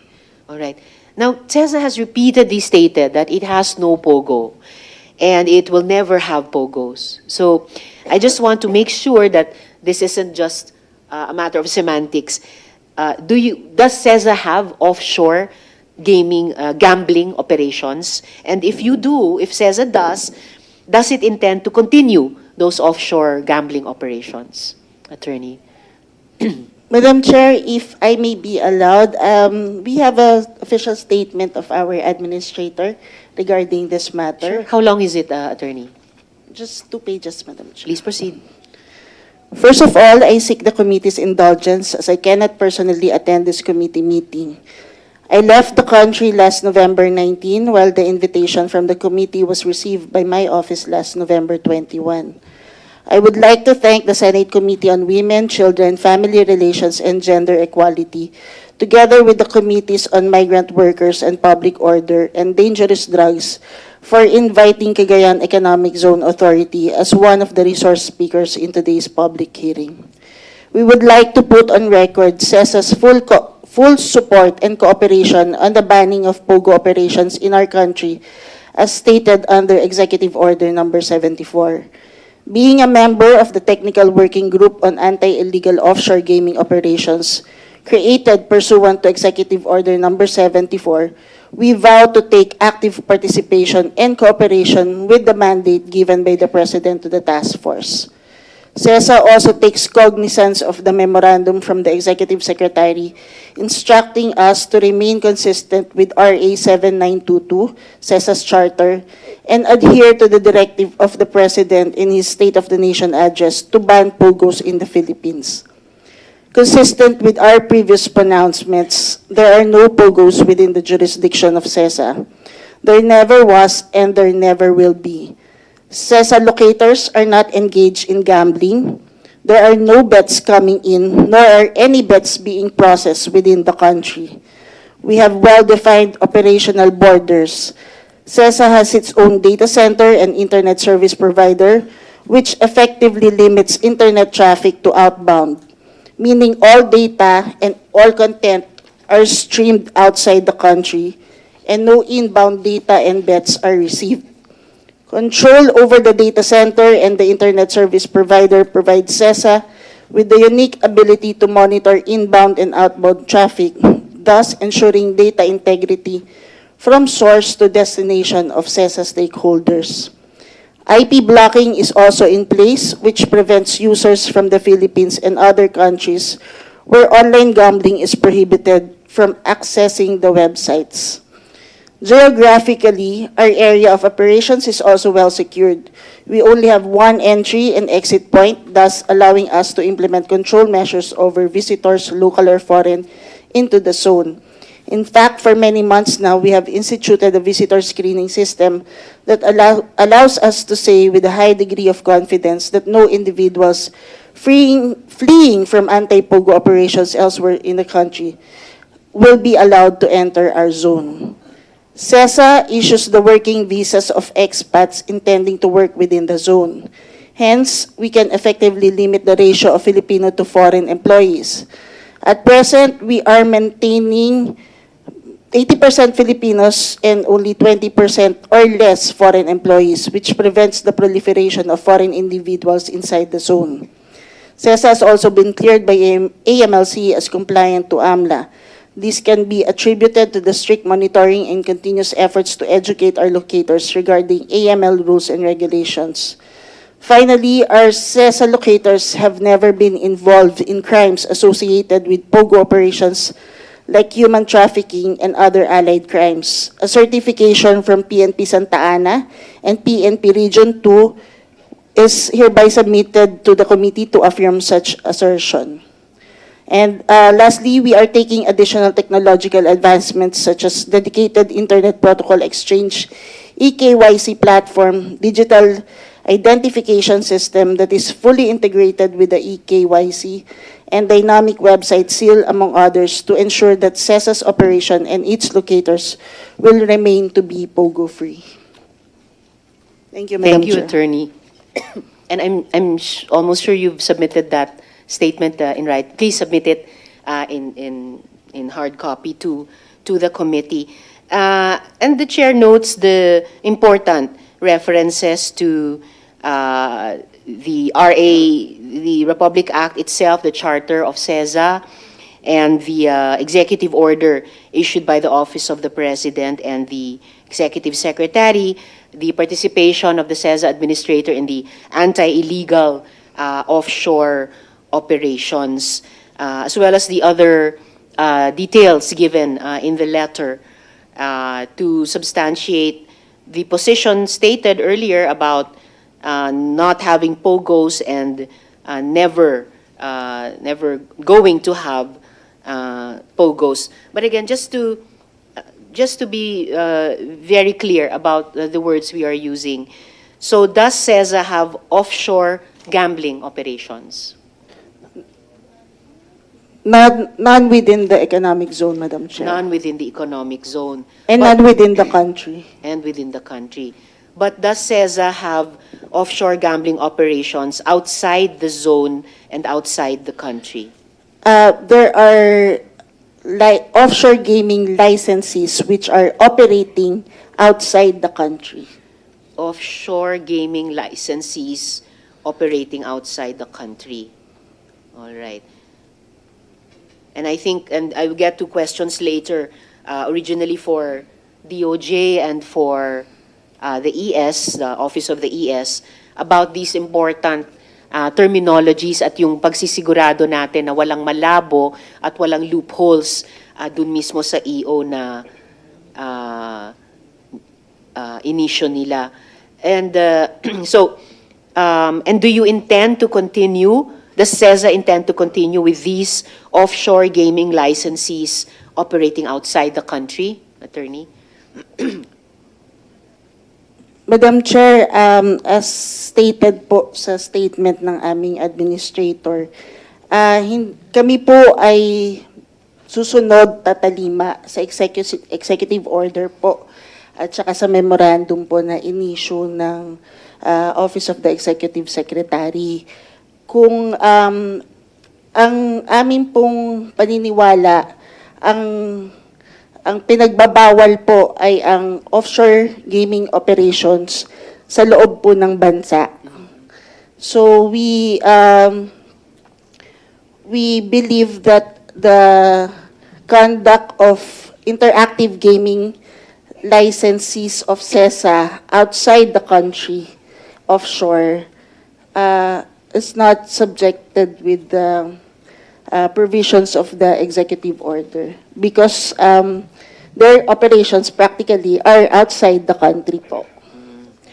Kaya po, importante sa aming komite at sa aking opisina na i-engage yung office ng ES, Office of the President, para klaruhin pa yung EO at higpitan pa yung EO. Precisely because ang mga Economic Zone Authority tulad ng CEZA ay, eto nga, legally naman, ay sinasite itong EO at saka memorandum. So, right now, I may have a different understanding from the Office of the ES tungkol sa ano ang dapat iban. But dahil in aid of legislation ito, at gusto din po ng komite na base po sa batas at base din sa mga executive issuances tulad ng EO at memorandum, kaya i-engage namin sila para klaruhin ito, para yung letter at yung spirit nung ban na inanunsyo ng State of the Nation address ay masunod po talaga. And just another question, right now, Attorney. Who is Ray Roquero? Special assistant. I think he was formerly a special assistant of former Secretary Raul Lambino. Alright. Hindi na rin konektado si Mr. Roquero sa CEZA? Wala na rin po. Alright. Salamat, Attorney. And lastly, for this morning, okay. So ito na nga yung pinag-usapan natin ngayon lang. I was going to ask you kung sa pagkaintindi ba ng CEZA, covered kayo ng EO ng Presidente na nagbaban sa POGO. So such that yung ban sa offshore gambling activities nag-a-apply din sa CEZA. So binubukod nyo yung offshore gambling activities outside the country. Madam Chair, kami po, covered po kami ng executive order na Yes. bawal po kami na mag-accept at mag-operate po ng offshore gaming sa loob po ng bansa. So wala pong ganon, i-maintain po namin yon at sisiguraduhin po ng CEZA na wala pong POGO operations na magaganap po sa economic zone at sa bansa po. Salamat, Attorney. I understand that. Baka nga yun yung crux of the matter or isang crux of the matter na para sa pananaw ko po ng komite, hindi ba covered din at bawal yung ganyang mga activities sa labas ng bansa. Basta dito nakabase yung negosyo. So that's still arguable now and we will pursue that with the Office of the Executive Secretaries. Before I go on to, I just need to make an entry into the record, and then before I go to Mr. Yang, a quick question both to NICA at kay Admiral Ong. May special risks ba ng malign foreign influence o interference operations sa mga economic zones in general? Admiral Ong, would you like to take that first? Thank you for the question, Madam Chair. The vectors of malign influence covers three. That's economic, political, and information. So in this case, the way it works is economic investments are leveraged for political influence. Yun po yung value nun. Salamat, Admiral. Deputy Director General?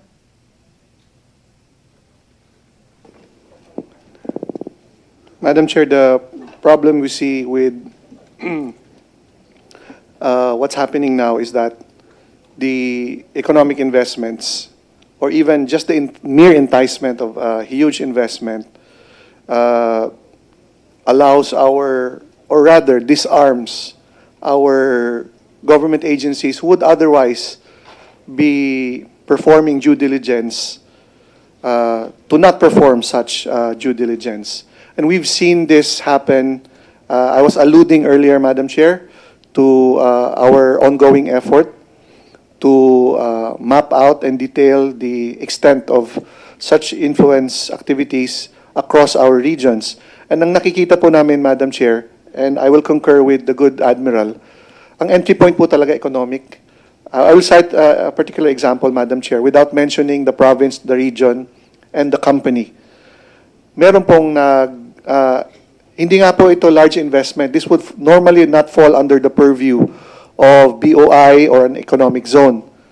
This would just go through the normal processing po ng businesses and licenses within a municipality. General merchandise po ang nature ng business. Nagtayo po ng building, pero makikita, sa baba po, general merchandise. Pero pag akyat nyo po sa taas, merong mga parang call center type of operation, which was not in the purview noon pong sa pinaalam nila in their application sa munisipyo. So, we relate that po to your earlier question, Madam Chair, with regard to export processing zones. They undergo a special lane. Normally po, they will not be under the regular scrutiny as accorded to other applicants po for businesses. So, pag na-disarm na po yan, pag wala na po yung normal checks and balances and those safeguards natin, they will now be easy conduits for other types, preferably illegal activities, which may be or which should be the objective in the first place. And the economic enticement was just a cover or to add a veneer of legality to ultimately what is an illegal operation, Madam Chair. Thank you, Deputy Director General. Yung binanggit na kahit yung mere enticement no, ng large investments na kalaunan ile-leverage para sa political influence. Yung mere enticement reminds me of yung naudlot na sa Fuga Island daw na $2 billion. So very enticing po talaga. At mabuti na lamang ay hindi itinuloy. At yung sinabi nyo rin na kahit sa isang munisipyo, sa second floor ng isang di umanong general merchandising store, call center type operations, yun nakita natin in large scale sa earlier forms ng POGO hubs tulad sa Bamban at iba pa. Pero ngayon, ang ulat sa atin ay ng mga people on the ground ay dahil naghahabol na makatakas dun sa deadline December 31, nagko-convert back sa mga mas maliliit na operasyon, yung nagmumukhang household-based lamang, pero POGO pa rin ang ginagawa. So maraming salamat, Deputy Director General at Admiral. Now, before I go on to a question for, yes, just one question for Mr. Yang. I just need to make an entry into the record of this hearing. According to Mr. Wang Fugui earlier, there's a crucial mistranslation. He said that the Chinese government is causing his safety problems, not the Thai government, as translated. So we enter this into the record for correction. All right. So now to Mr. Yang. Mr. Yang, and again, please assist the chair, Ms. Carolyn. Thank you. Mr. Yang, your file is also in the possession of CEZA. Do you wish to explain that? 杨先生，你的文档也在沈之江他的文档里面，那你能不能解释这个？我真的我也不认识他，我也不知道什么有什么文档啊。I don't know him and I don't know about this document.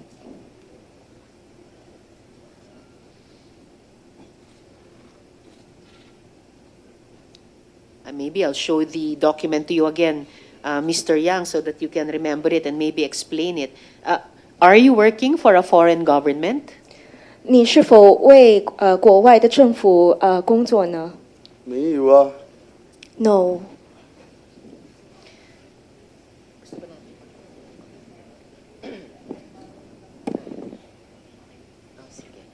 All right, Mr. Yang.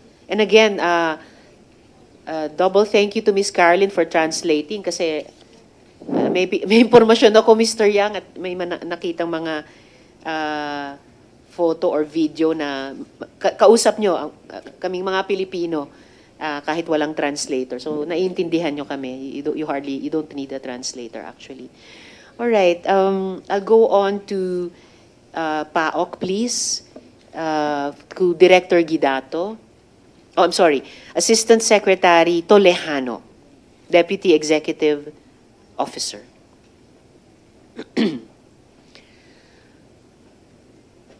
Yes, sir. Sir, nakapagsumpa na kayo in previous hearings, tama po? Yes, I remember.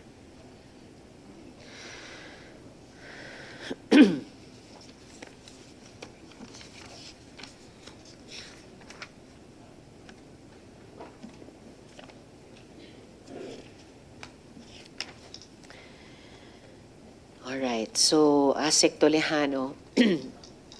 Sir, lumabas na po ba yung pangalan ni Shi Zhejiang sa mga investigasyon nyo sa Pogos? So far, ma'am, we have already come up with the name of Shi Zhejiang in our investigation. Alright. Now, yung Yatays pa, kilala po siyang associated kay Shi Zhejiang. Meron pong 2016 document na nag-indicate na yung Chonghua ay nag-ooperate sa Yatays pa at na yung spa ay nag-ooperate ng casinos after officially opening in 2018. Ano naman po yung Nine Dynasty Group na tila business partner ng Yatays pa? Ito po yung, ipa-flash po namin yung ad nila magkasama. This is a big company, formerly associated with the other POGO company that we have raided. Formerly associated po, hindi na sila associated, itong Nine Dynasty Group, hindi na sila associated sa Pogos?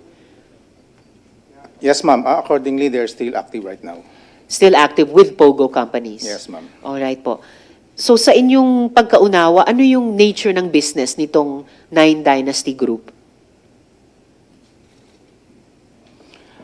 Basically, ma'am, it's there more on gaming operations. Gaming operations. At tama po ba na may connection itong Nine Dynasty Group sa Rivendell, yung Pogo sa Pasay na kayo at ang DOJ Iyakat ay ang nag-raid? Ma'am, maybe we can allow Director Kidato is more.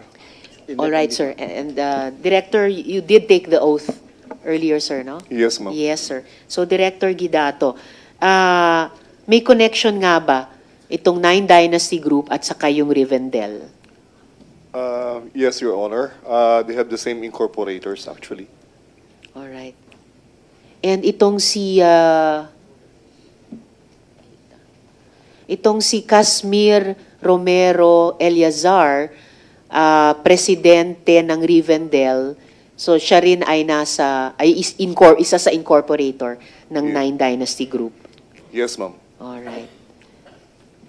So, as Pogos are winding down their operations, we've heard of guerrilla scam operations and even former Pogo workers forming their own Pogo companies and scam companies.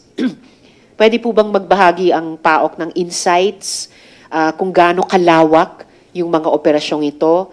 Ano yung mga plano para siguruhin na yung mga scamming activities talagang mapapatigil? Ma'am, dahil po sa pagkaka-issue ng Executive Order number 74, yun po ang magiging IRR kung how we are going to do the operations against these POGOs. Hopefully, by the end of the year, matatapos na po natin yung mga coordinations at malalagyan na po natin yung mga standard operating procedures to stop to completely stop the operations of these offshore gamings. Ganong kalawak po yung operasyon ng mga guerrilla scam operations at mga scam companies na binubuo ng mga dating Pogo workers? Ganito po yan, ma'am. If I may, yung malalaki po ng mga Pogo companies that we have raided before or that were existing before, ang nakikita po namin sa kanila ngayon is nagbe-breakdown sila into smaller groups. Some are even branding themselves now as BPOs. Yeah. So, iba-iba po ang style po nila, but most of them, nagiging mga guerrilla groups na into 10s, 20s, where before they were operating in thousands.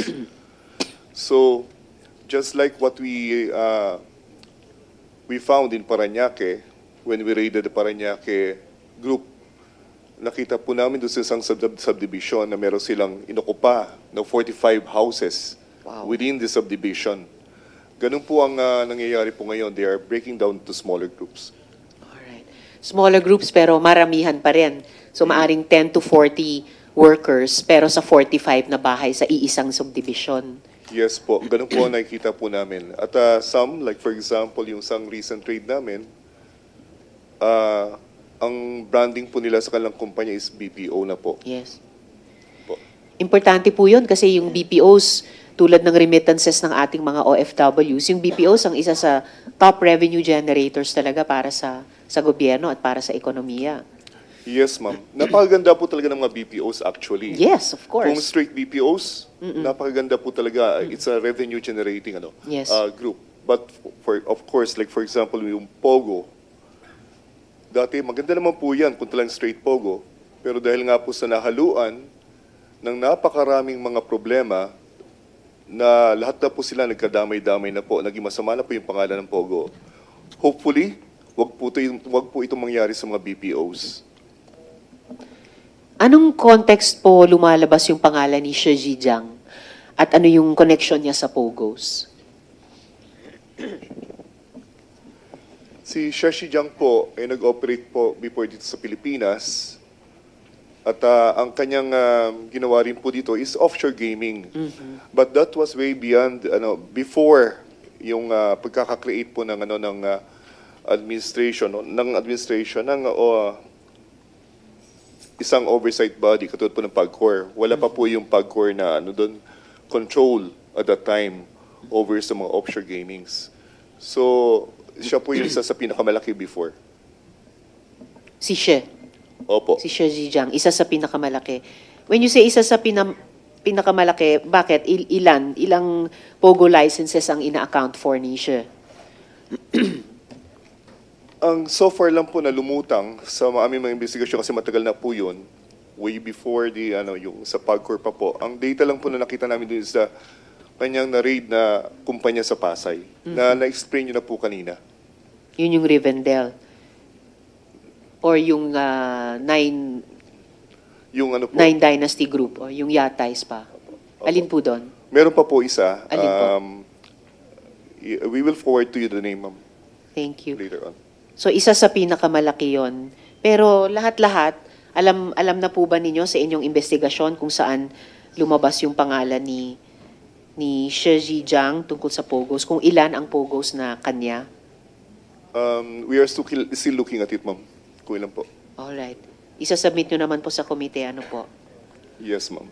And ano po namang opinion nyo? Okay.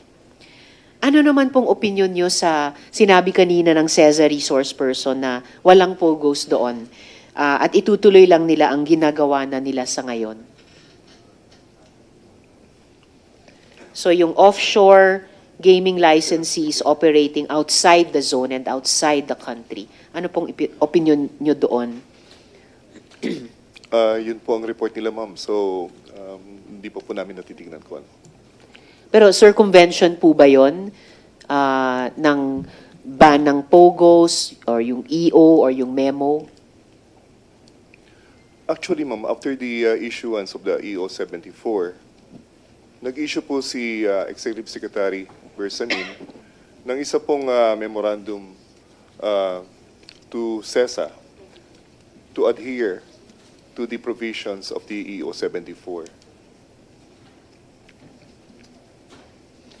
So, babalikan po talaga namin yung Office of the ES para klaruhin yung tingin namin ay malabo pa rin sa EO at punuin yung mga gaps na nakikita pa namin sa EO na yon.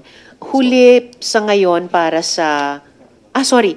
So, ganong kalawak po? Yung nakita ninyo, halimbawa sa Parañaque, yung nakikita ninyo na nagbe-break up into smaller groups o nagpapanggap na BPOs, ito ba sa Metro Manila lang or sa iba pang bahagi ng Luzon o sa lahat ng regions tulad ng sinasabi ng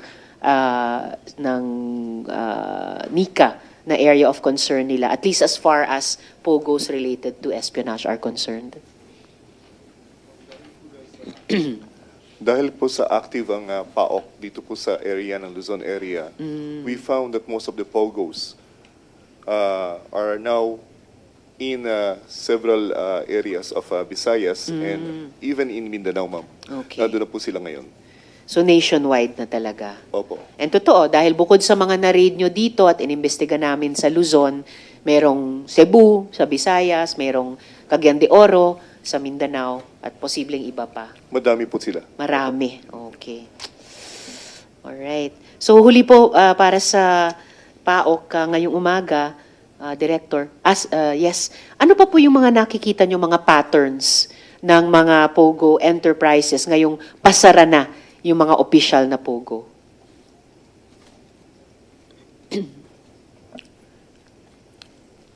Inaalam pa po namin, ma'am, ngayon yung mga nangyayari.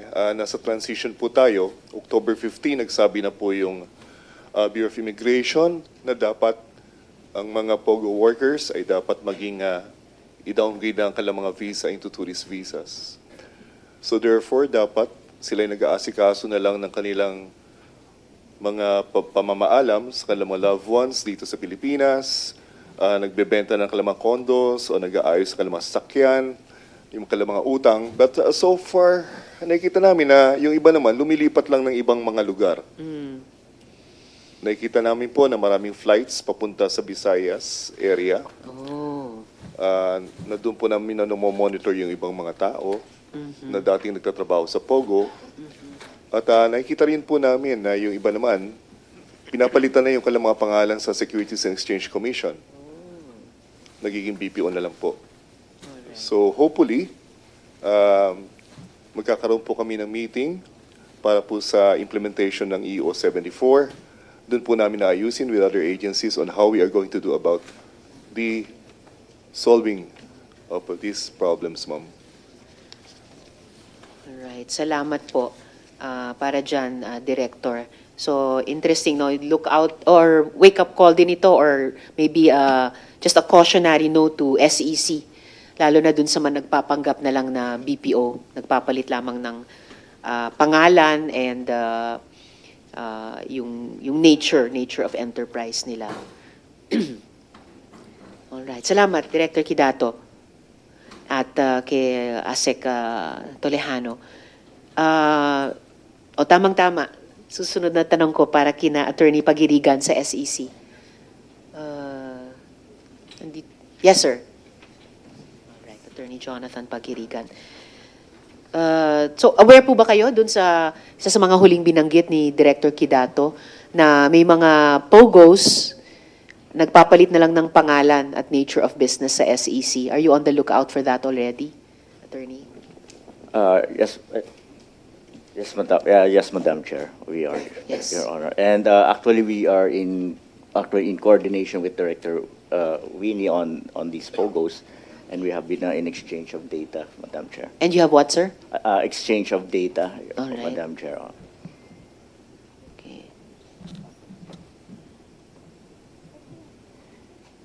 And will you be preventing those POGOs from magically transforming themselves into BPOs?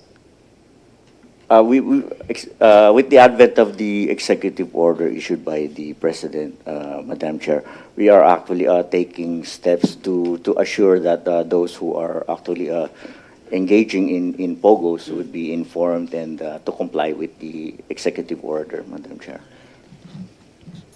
And aside from informing them to comply with the EO, may proactive actions ba ang commission para mapigilan sila magkunwari na lang na BPO?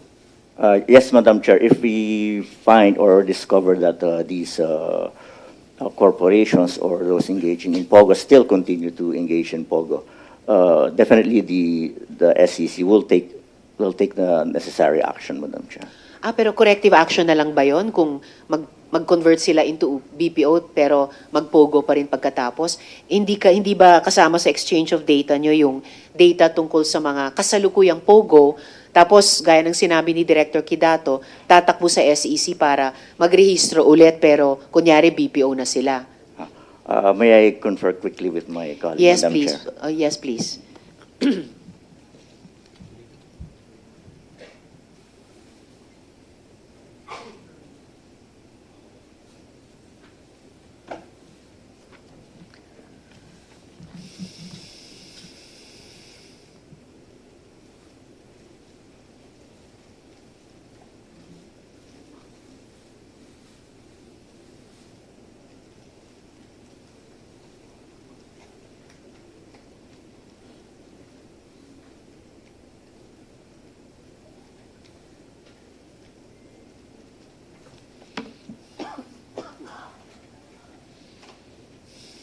Thank you, Madam Chair. For those, Madam Chair, that would be amending their articles to be purely BPO, they should only act as BPOs, Madam Chair. But if they are still engaging in POGO activities, that would already be a violation of the executive order, Madam Chair. So hindi nyo sila pipigilan. Kung POGO sila, tas pupunta sa SEC, hindi nyo sila pipigilan magrehistro ulit bilang BPO naman. Actually, amendment only, Madam Chair. Kaya nga po, kung mag-amend sila ng Articles of Incorporation bilang BPO, papayagan nyo sila. May I confer again, Madam? Sure. You are the Assistant Director of SEC? Yes, but Who for do you the need to confer with? Enforcement and investor protection report, I'm conferring with our company registration and monitoring All department, right. Madam Chair. So yun yung tanong ko sa ngayon, hindi nyo ba pipigilan yung mga POGO ayon sa datos ng PAOK na magpapalit ng articles sa SEC bilang BPO? May I confer again, Yes, Madam please. Chair?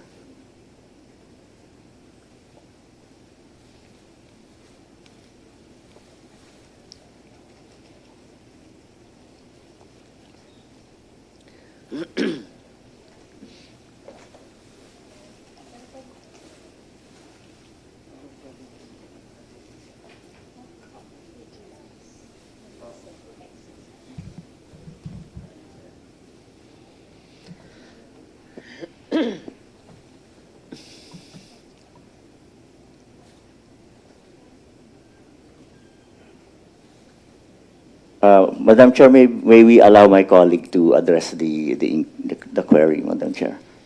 Did the good colleague take the oath earlier? You did, sir? Please come to the mic. Dito na lang po.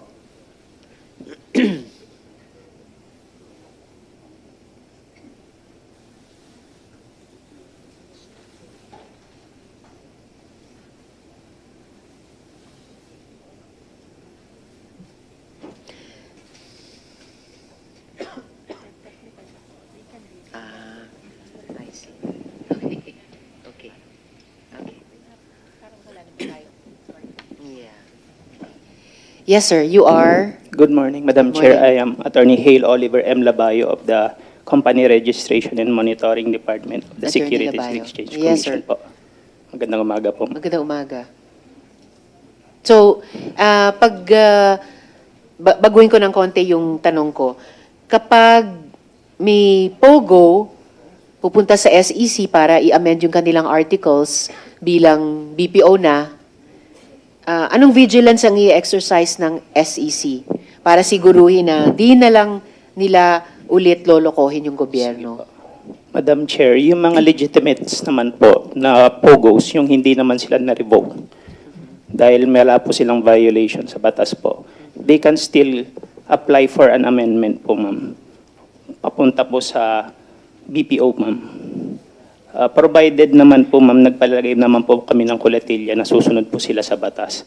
In case po, ma'am, na binayolate po nila yung BPO po, ma'am, may consequence po yun, ma'am. Magkakaroon po ng revocation proceedings dahil hindi na po nila sinunod yung kanilang primary purpose or other business purposes po, Madam Chair. Alright. So yun yung vigilance na i-exercise ng SEC. Yes po, Madam Chair. Pero siguro naman kung notorious na POGO na may record ng criminal activity, iba na yun. Ano po? Iba na po yan, Madam Chair. Yung mga na subject po ng mga legislative hearings na po, Madam Chair, yung iba po doon is revoked na po. So hindi na po sila pwedeng mag-engage sa BPO naman po, Madam Chair. Alright. Or kung nasa datos ng PAOK Yes po, Madam na Chair. implicated in criminal activities Yes po. under the guise of POGO operations. Yes po, Madam Chair. Alright po. Lahat po nung, hindi ko ma-confirm lahat ng data, Madam Chair, pero almost lahat po na declared na po na nasa PAOK po or na subject for legislative hearings po, ang iba po doon is revoked na po yung status nila.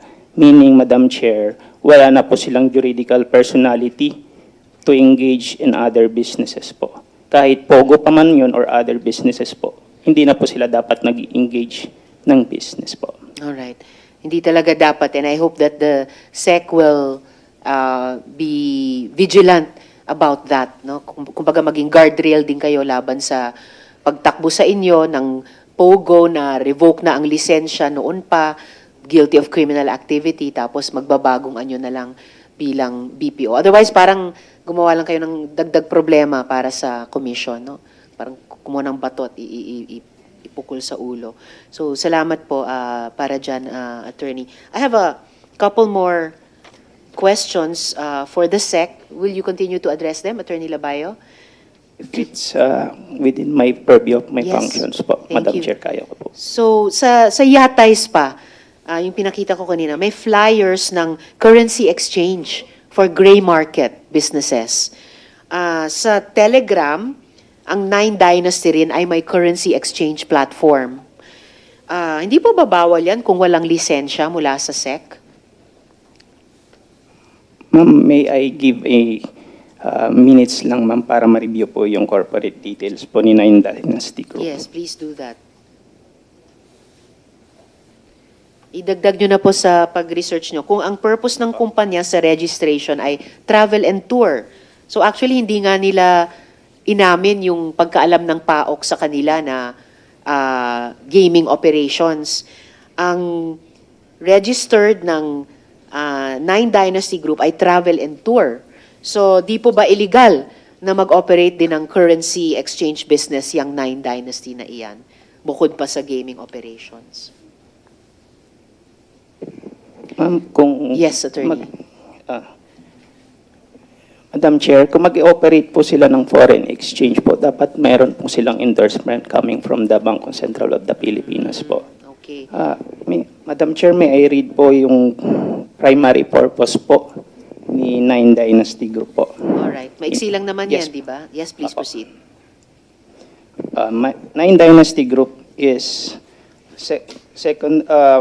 primary function or the primary purpose is to operate as travel and tour company which provide high standard of service suitable to tourists seeking entertainment, recreation, sports, enjoyment, and relaxation by determining their needs, arranging their travel and accommodation, and many other perks. Tapos ma'am, ang kanyang secondary purpose is to act as managers or managing agency of persons, firms, associations, corporation, partnership, and other entities to provide management and technical advice and assistance on office and logistical requirements for commercial, industrial, manufacturing, and other kinds of enterprises, and to undertake, carry on, assist, or participate in the promotion, organization, management, liquidation, or organizations or corporation, partnership, and other entities except the management of funds, securities, portfolios, or similar assets of the managed entities of the corporation. Yun po, Madam Chair, ang kanyang primary at saka secondary purpose po. So, hindi po listed po yung foreign exchange po. That's right. Salamat, Attorney. Hindi listed yung gaming operations, hindi rin listed yung foreign exchange. And in fact, dito sa secondary purpose, may exception pa, except management of funds and securities. So, bukod po sa, kung pag-check namin sa Bangko Sentral, hindi nila endorsed ang Nine Dynasty Group para sa currency exchange, wala rin silang lisensya para doon mula sa SEC. Tama po ba? Opo, Madam Chair, yung wala po. Wala. And lastly po para sa SEC ngayong umaga, ayun, well, yun nasagot nyo na rin po. Kasi travel and tour nga po yung primary purpose nila. So, illegal mag-operate ng currency exchange business itong Nine Dynasty Group. Yes po, Madam Chair. Alright, salamat, Attorney. Bago ako dumako sa AMLAC, a quick question para sa PAOK at para din sa PAGCOR. Sino pong nandito para sa PAGCOR? Yes, ma'am, Attorney Carrion. Attorney, tama po ba? Oh, I'm so sorry. I can't see the whole. So, yes, Ma'am Carrion. A quick question to both. Ilang POGO licenses ang ibinigay kay Michael Yang?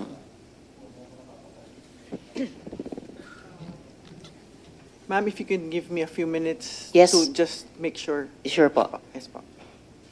Kina Attorney Director Guidato o ASEC Tolejano. Alam po ba ng PAOK ilang POGO licenses ang ibinigay kay Michael Yang?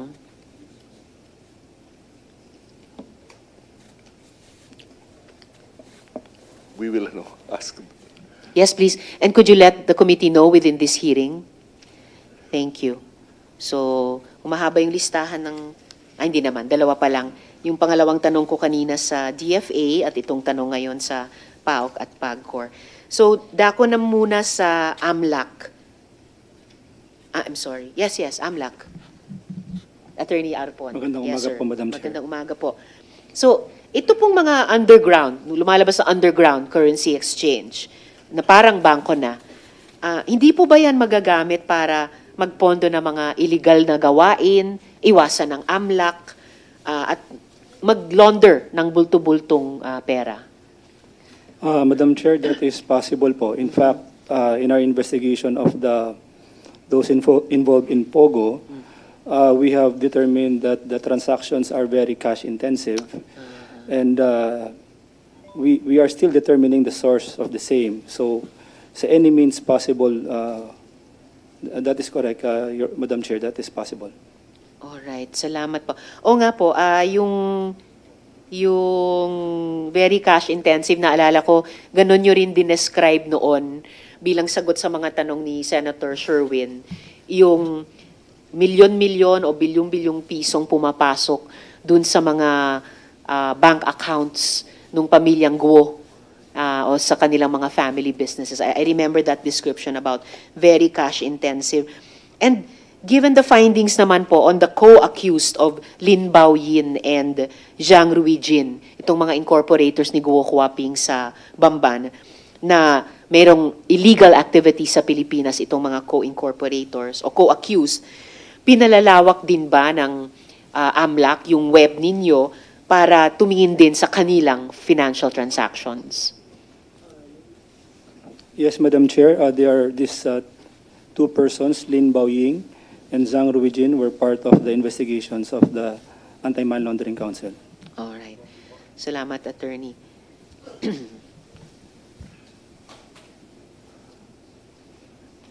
Follow-up lamang po before I let you go for now. Aware po ba ang AMLAC sa anumang unregistered e-wallets na nag-ooperate dito sa Pilipinas? Your Honor, only those which are registered and supervised by the BSP are reporting institutions to the AMLC, Your Honor. So the AMLC would not be in a position to determine if there are other platforms or means being utilized which are unregistered, Your Honor. All right, salamat. So another question now, the committee will have to post to the Bangko Sentral. Salamat po, Attorney. Bago ko balikan yung PAOK at saka PAGCOR, balikan ko muna yung Department of Foreign Affairs. So, Yusek, may sagot na po ba tayo dun sa naiwan nating tanong tungkol dun sa findings ninyo kung meron na sa incorporators, co-incorporators, co-conspirators ni na Zhang Ruijin at Lin Baoyin. May findings na ba sa dalawang taong itong mga incorporators ni Guo Huaping, Yusek? Thank you, Madam. Just again, what we have so far is our reporting from Philippine Embassy in Singapore. So ito si Mr. Zhang at si Ms. Lin were among the 10 foreign nationals busted in Singapore's record money laundering case in 2023, worth over 3 billion Singapore dollars. So we had, I believe also earlier, ma'am, we submitted the report, which contains information from our post in Singapore. So basically, to recap, their Philippine connections included the following. So Mr. Zhang had $37.2 million worth of shares in a Philippine real estate development company, but the company was not named. And Ms. Lin had reportedly owned a property in the Philippines worth $5.7 million. But the update... Dollars or pesos, sir? Dollars, ma'am. Dollars, okay. Yes, sir, and the updates? Yes. So the update to that is, well, of course, our posts, particularly Singapore and those in Asia, are closely monitoring developments. The latest development is that the two individuals also have Cambodian citizenship. So they were deported to Cambodia in July 2024. All right. So, but we continue to monitor, but those are the major developments as of now, Madam. Thank you. Thank you, Yusek. This 5.7, if I heard it right, $1 million worth of property of Lin Baoyin, where in the Philippines is that? Or is that in another country, Yusek? In the Philippines. In the Philippines. Where in the Philippines is that? We don't have that information, but we're asking our post to, again, try to find more detail, but as of now, we don't have the exact location, ma'am. Yes, please. And is the embassy also trying to identify the Philippine company in which Zhang Ruijin has interest worth, did I get it correctly, $37.2 million? Yes, ma'am, of shares, yes. Of shares? Yes. Is the embassy trying to identify this company? We were trying, but we don't, when we have an update, we will inform you, ma'am. Yes, please. Thank you. Ang SEC po ba, nalalaman kung anong kumpanya ito na may $37.2 million worth of shares si Zhang Ruijin? Madam Chair, siguro dahil manual na po yung paghahanap ng tao, maybe allowed a ample time to Yes, look. please.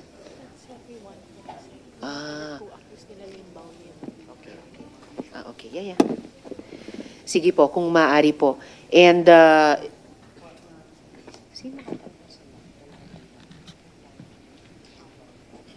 and the committee will also request the Land Registration Authority for information para pagtulungan na lang ng komite at ng Department USEC yung location nitong lupang pagmamayari naman ni Lin Baoyin worth $5.7 million.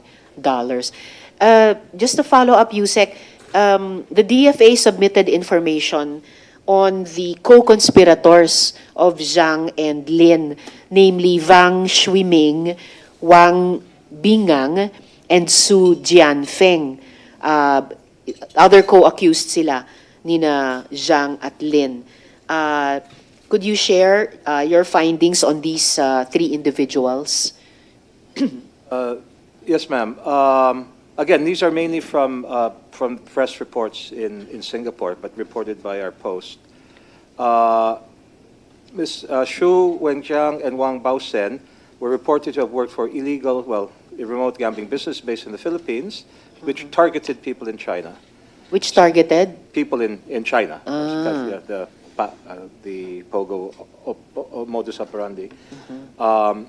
Then Sir Wang Shuiming, who was also convicted, told investigators that his funds came from gambling winnings and real estate investments in the Philippines.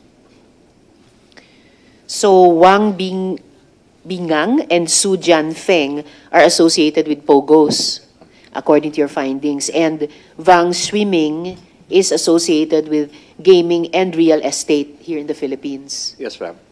All right. So these are your findings on these three individuals co-accused with Zhang and Lin. Yes, ma'am. Thank you. Thank you, Yusek. So, siguro pwede ko nang balikan yung PAGCOR at saka PAOK kung ilan pong POGO licenses ang ibinigay kay Michael Yang. Good morning, Madam Chair. Good morning, ma'am. For Michael Yang, we have never had any registration under the name of Michael Yang for director or owner of any company. All right. Let me just look again at our records of his Chinese name or other names. Yang Hongming. Did PAGCOR give any POGO licenses to Yang Hongming? A few minutes lang. Yes, sure, ma'am. Thank you. Ang PAOK, alam nyo ba kung ilang POGO licenses ang ibinigay kay Michael Yang o kay Yang Hongming? There were reports that he has several companies, ma'am. But ang problem po doon sa amin during the investigation is that most of these personalities, they have their own fronts. Mga iba po yung nakalagay sa kanilang mga Securities and Exchange Commission documents. Mhm. Kaya po, hindi mo talaga ma-attribute sa kanila directly. So PAOK has no number on the number of POGO licenses given to Yang Hongming or Michael Yang. Yes, ma'am. There were reports Yes. that they own these companies, but of course, when you look directly at the records, you cannot see their hands on it. And speaking of reports, I remember maybe 3 years ago, nung investigasyon namin laban sa POGO, sa social costs ng POGO, dun sa issue ng illegal recruitment and detention, may foreign woman, victim survivor nila, na nagkwento na tuwing hihingiin niya yung passport niya, foreign passport, na kinumpiska ng mainland Chinese bosses niya sa POGO dito, naglaps na kasi yung visa niya, magagalit sila, sasabihin nila sa kanya, meron kaming malakas na backer. And they would say that this strong backer was, their words according to her, the father of POGO here in the Philippines. And yung pangalang ito, yung name drop nila. Ang SEC kaya, meron kayong any records of then legal POGOs na may pangalang Michael Yang or Yang Hongming? We'll check po Yes, muna, please. Madam Chair. Thank you. Thank you very much. So, and Ma'am Carion, does POGO have any information now on Yang Hongming and POGO licenses? Ma'am, we're still checking. All right, thank you. I'll just Sorry. return to you later. Salamat po. All right.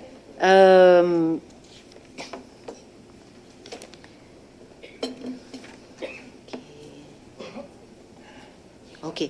Finally, dako na po ako, hindi naman, last 3 agencies pa, or 4, or more. Dako na po ako sa Philippine National Police. Opo. I should address first General Bakay. Is that right, sir? Salamat po. So, nung huling hearing po,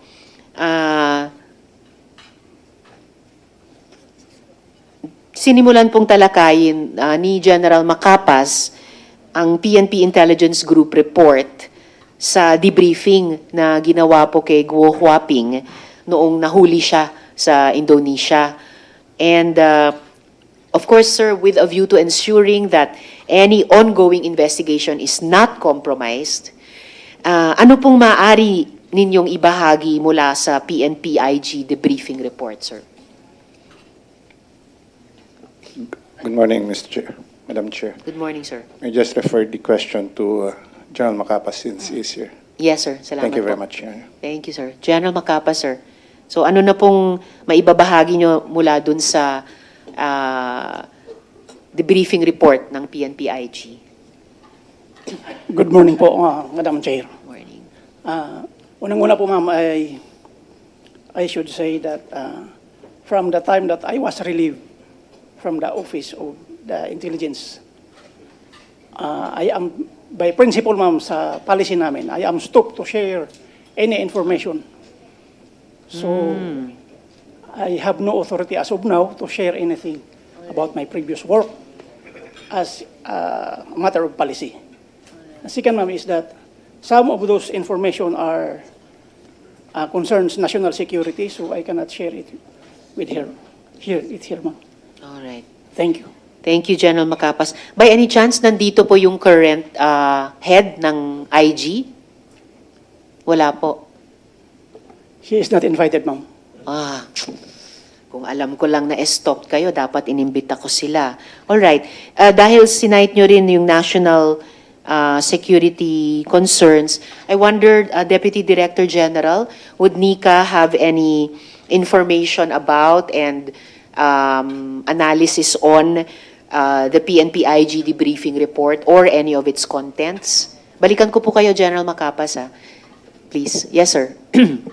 I will have to check, Madam Chair. I will get back to you since we have very strong ongoing coordinations with your committee. We will update you as soon as possible. Thank you very much, Deputy Director General.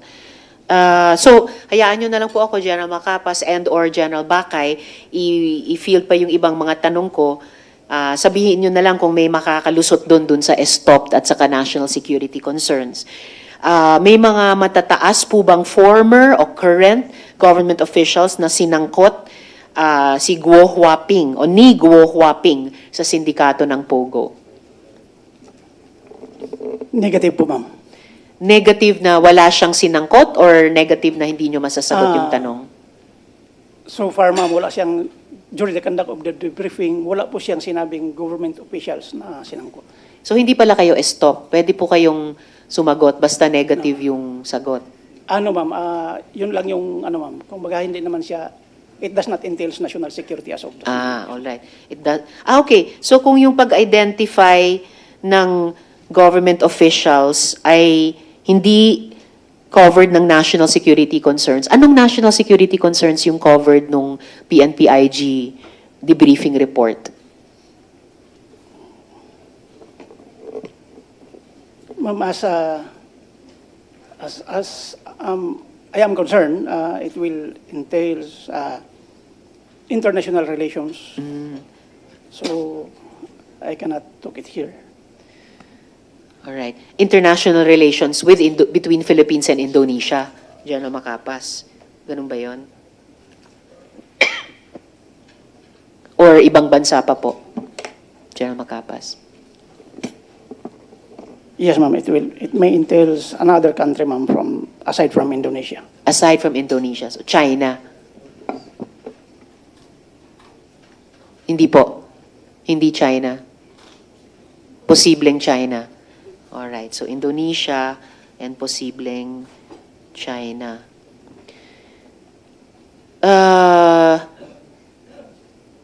Okay, tatanong ko sana kung nabanggit ba yung mga pangalan ng sino mang government officials na sinangkot sa hearings na ito, pero sabi nyo walang isinangkot si Guo Huaping. So at least patuloy po ba yung investigasyon, siguro kay General Bakay, patuloy po ba yung investigasyon ng PNP leadership sa mga kasabwat ni Guo Huaping? Yes, sir. Yes, Madam Chair. It is concern also of the PNP hierarchy that if there are any names mentioned to be involved in any legal activities, it is automatic on the part of the PNP to investigate them, Your Honor. So, bagamat walang sinangkot di umano si Guo Huaping dun sa debriefing ng mga dati o kasalukuyang government officials, kung malaman ng PNP leadership sa investigasyon na may ganong names involved, ng mga dati o kasalukuyan, so of concern po ito sa PNP leadership? Yes, Your Honor. It is part of the internal cleansing program of our Chief PNP. All right. Internal cleansing, so pati po sa any prior or current officials within the PNP itself, General Bakay? Yes, Your Honor. It's all encompassing and no one is excused. All right. Maraming salamat para doon. At huli siguro para sa umagang ito, para sa PNP. So, doon po sa investigasyon ng PNP leadership, kailan po makakaasa ang publiko ng resulta at aksyon dito? Your Honor, it's still ongoing. As a matter of fact, the Chief PNP has directed our Internal Affairs Service to establish any truth to any allegations of PNP personnel involved in any legal activities, much more of the POGO, Mr. Chair, Madam Chair. Maraming salamat para dyan, General Bakay. Kasi naalala ko a few hearings ago, yung PNP resource person din, sinabi nga nila na may ongoing kayong internal investigation din. At particular dun sa punto ng sino-sino bang mga Pilipino o Pilipinong opisyal ay tumulong kay Guo Huaping na makatakas. Of interest sa komiteng ito at subject pa in focus nung Senate Subcommittee on Justice. Alright. So maraming salamat, General Bakay at General Macapas. Okay, so kay Commissioner Viado, please, sa Bureau on Immigration. So, good morning, Madam Chairperson. Good morning. Yes, good morning, Com Viado. Pwede po bang ipaliwanag nyo sa akin bakit si CEZA ay inisyuhan po ng 9G visa noong 2017 kahit may kaso laban sa kanya at kahit ni-raid at dineportan pa nga ng manggagawa yung kumpanya niya? Way back, Your Honor, in 2017, the approval of the visa given to Mr. CEZA was based on the documents submitted to us, Your Honor. And those documents didn't reflect the case 3 years before and the raid 2 years before? There was no reflection, Your Honor, in the Amazing. Walang due diligence kung ganon, Commissioner. Your Honor, yes. As a matter of fact, he was also issued an alien employment permit, Your Honor, an AEP. There is no, we have a derogatory records check, but the check of the records revealed that he possesses no derogatory record, Your Honor, on file. That is amazing. Talagang, would you agree with me, kulang na kulang or walang due diligence? Due diligence is required in all cases, Your Honor. You are correct. Opo. And due diligence would have reflected in his application for a 9G visa, no less, na may kaso laban sa kanya ang China dating to 2014 for activities dating since 2011, and the due diligence would have reflected in his application for that visa na ni-raid yung kumpanya niya noong 2015. And dagdag pa pong nakakapagtaka, parang totally pong palang nabura yung 2015 deportation order sa mga empleyado ng Chonghua.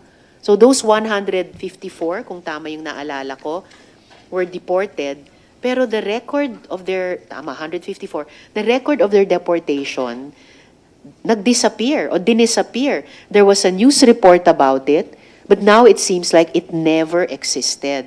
And we know this because we just asked about this from your bureau, and thank you so much for the response, no, that there was no deportation order. And we got a letter to that effect. Pareho pang si Arvin Santos ang nakapirma. So, ano ba talaga ang nangyari at nangyayari, Commissioner? Your mic, sir. We will get into the bottom of this, Your Honor. But based on the information that, the memorandum that was sent to me, dated November 25, 2024, which was furnished to this honorable committee, that you're right, there is no record of the deportation involving the 154 individuals, Your Honor. Yes, it's so amazing, Commissioner. And Chief Arvin Santos signed the 9G visa and also said in this letter that there is no, in this memo, that there is no record of deportation order. A 9G visa and a deportation order, that both are documents of the Bureau. Mike, sir. If you may request from the Honorable Chairperson and the committee that we be provided with more details of the 154 individuals so that we can get into to the bottom of this and provide the Honorable Committee with the records that it seeks. And we will get in touch with your office, Your Honor, so that we can get the names of these individuals. Thank you, Commissioner. Welcome, ma'am. Actually, sir, all 154 names are in the news. So the Bureau could simply recollect those names. And after all, they were deported by the Bureau then, 9 years ago. And so there's no need for my office or this committee to submit the names.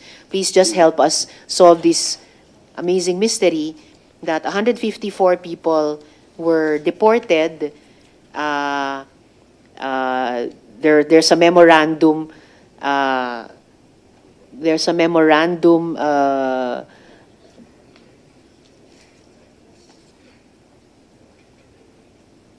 There's a memorandum that there's no record of that deportation of not a few people, 154 people. And after that, after the raid, after the case of 2014, because of activities in the Philippines since 2011, after the deportation, excuse me, after the deportation, the raid and deportation in 2015, then there's a memo from the same bureau that deported those 154, that no such deportation happened. So very, very mysterious. Oh, and the news in 2015 was on the deportation. Sorry. Okay. So I just like to correct my statement earlier. The 154 names were not in the news. And we could not furnish them to you also, Commissioner. But the Bureau should have that institutional memory kasi Bureau po yung nag-deport ng 154 persons, bunga ng raid, na bunga din ng kaso laban kay Xi Jinping noong 2014, kaso sa China for illegal activities in the Philippines since 2011. Pero pagkatapos na dineport ng Bureau ang 154 katao noong 2015 na nasa balita, may memo na walang deportation na nangyari. At pagkatapos ng lahat ng iyan, na-issuehan pa ng 9G visa yung tao na involved dyan sa Chonghua na yan. So, I will really be waiting for clarification from the Bureau about this mistake. Just the same, Your Honor, we will be going back to our records from 2014 to 2015. And since we have the name of the company involved in this particular matter, then we will get into the bottom of this and provide you with the complete records of the same, Your Honor.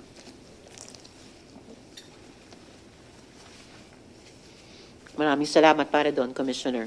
You're welcome, ma'am.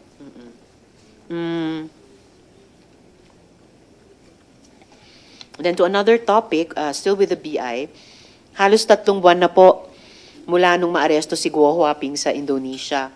Pagkatapos niyang tumakas sa Pilipinas habang may hold departure order. Ano na pong maibabahagi ninyo sa investigasyon ng Bureau kung paano niya ito nagawa? Gayong laman ng lahat ng balita noon, yung mukha niya. Yes, Your Honor. After what was stated before this honorable committee regarding the back-channeling efforts that we made and the confirmation that we got that she entered Kuala Lumpur International Airport on July 18, 2024, and that there is no record of her having entered Sabah on July 19, 2024. We went into further back-channeling efforts from the same source and sent an email asking the following, where the flight to KLIA on July 18, 2024 at 12:17 originate from, and did it originate from the Philippines, and was it a commercial, chartered, or special flight? Unfortunately, Your Honor, the emails were unanswered. These were sent sometime October 15 or 16, Your Honor. After that, we realized that back-channeling efforts would not work anymore and that we have to go through official channels, Your Honor. By that, we sent official communications to the immigration officials of Malaysia, Indonesia, Singapore, Hong Kong, and Australia, where probable flights originated from. These emails were sent, emails or traditional mails, Your Honor, in the event that we don't have the email addresses, were sent to the same on different dates. And the summary of the correspondence that we sent were attached to the letter that we sent to this honorable committee yesterday, Your Honor. We also coordinated with NICA, Your Honor, so that realizing that efforts pertaining to the escape of Alice Guo should be concerted with other agencies, Your Honor. Unfortunately, at this point, we cannot say with finality how she was able to depart from the Philippines, but we commit, the Bureau of Immigration commits to continue on with the investigation and to continue coordinating with other concerned government agencies in the Philippines and the other immigration officials from the other countries, Your Honor. We have to get into the bottom of this, and I made a personal commitment to Your Honor to know what really happened. And we stand by that commitment. The Bureau stands by that commitment, and we would be providing this honorable committee with updates from time to time, Your Honor. And in the event that we get information, fresh information, rest assured, Your Honor, that we will be providing this committee and the honorable chairperson the soonest possible time, Your Honor. Salamat, Commissioner. So yung emails nyo, dun pa muna sa back-channeling, unanswered mula October 15, more than a month ago. Sometime October 15 or 16. Or 16, okay po. So, almost a month and a half ago. Yes, Your Honor. Yung pong emails and traditional mail nyo on different dates sa official channels, kailan po ipinadala iyon?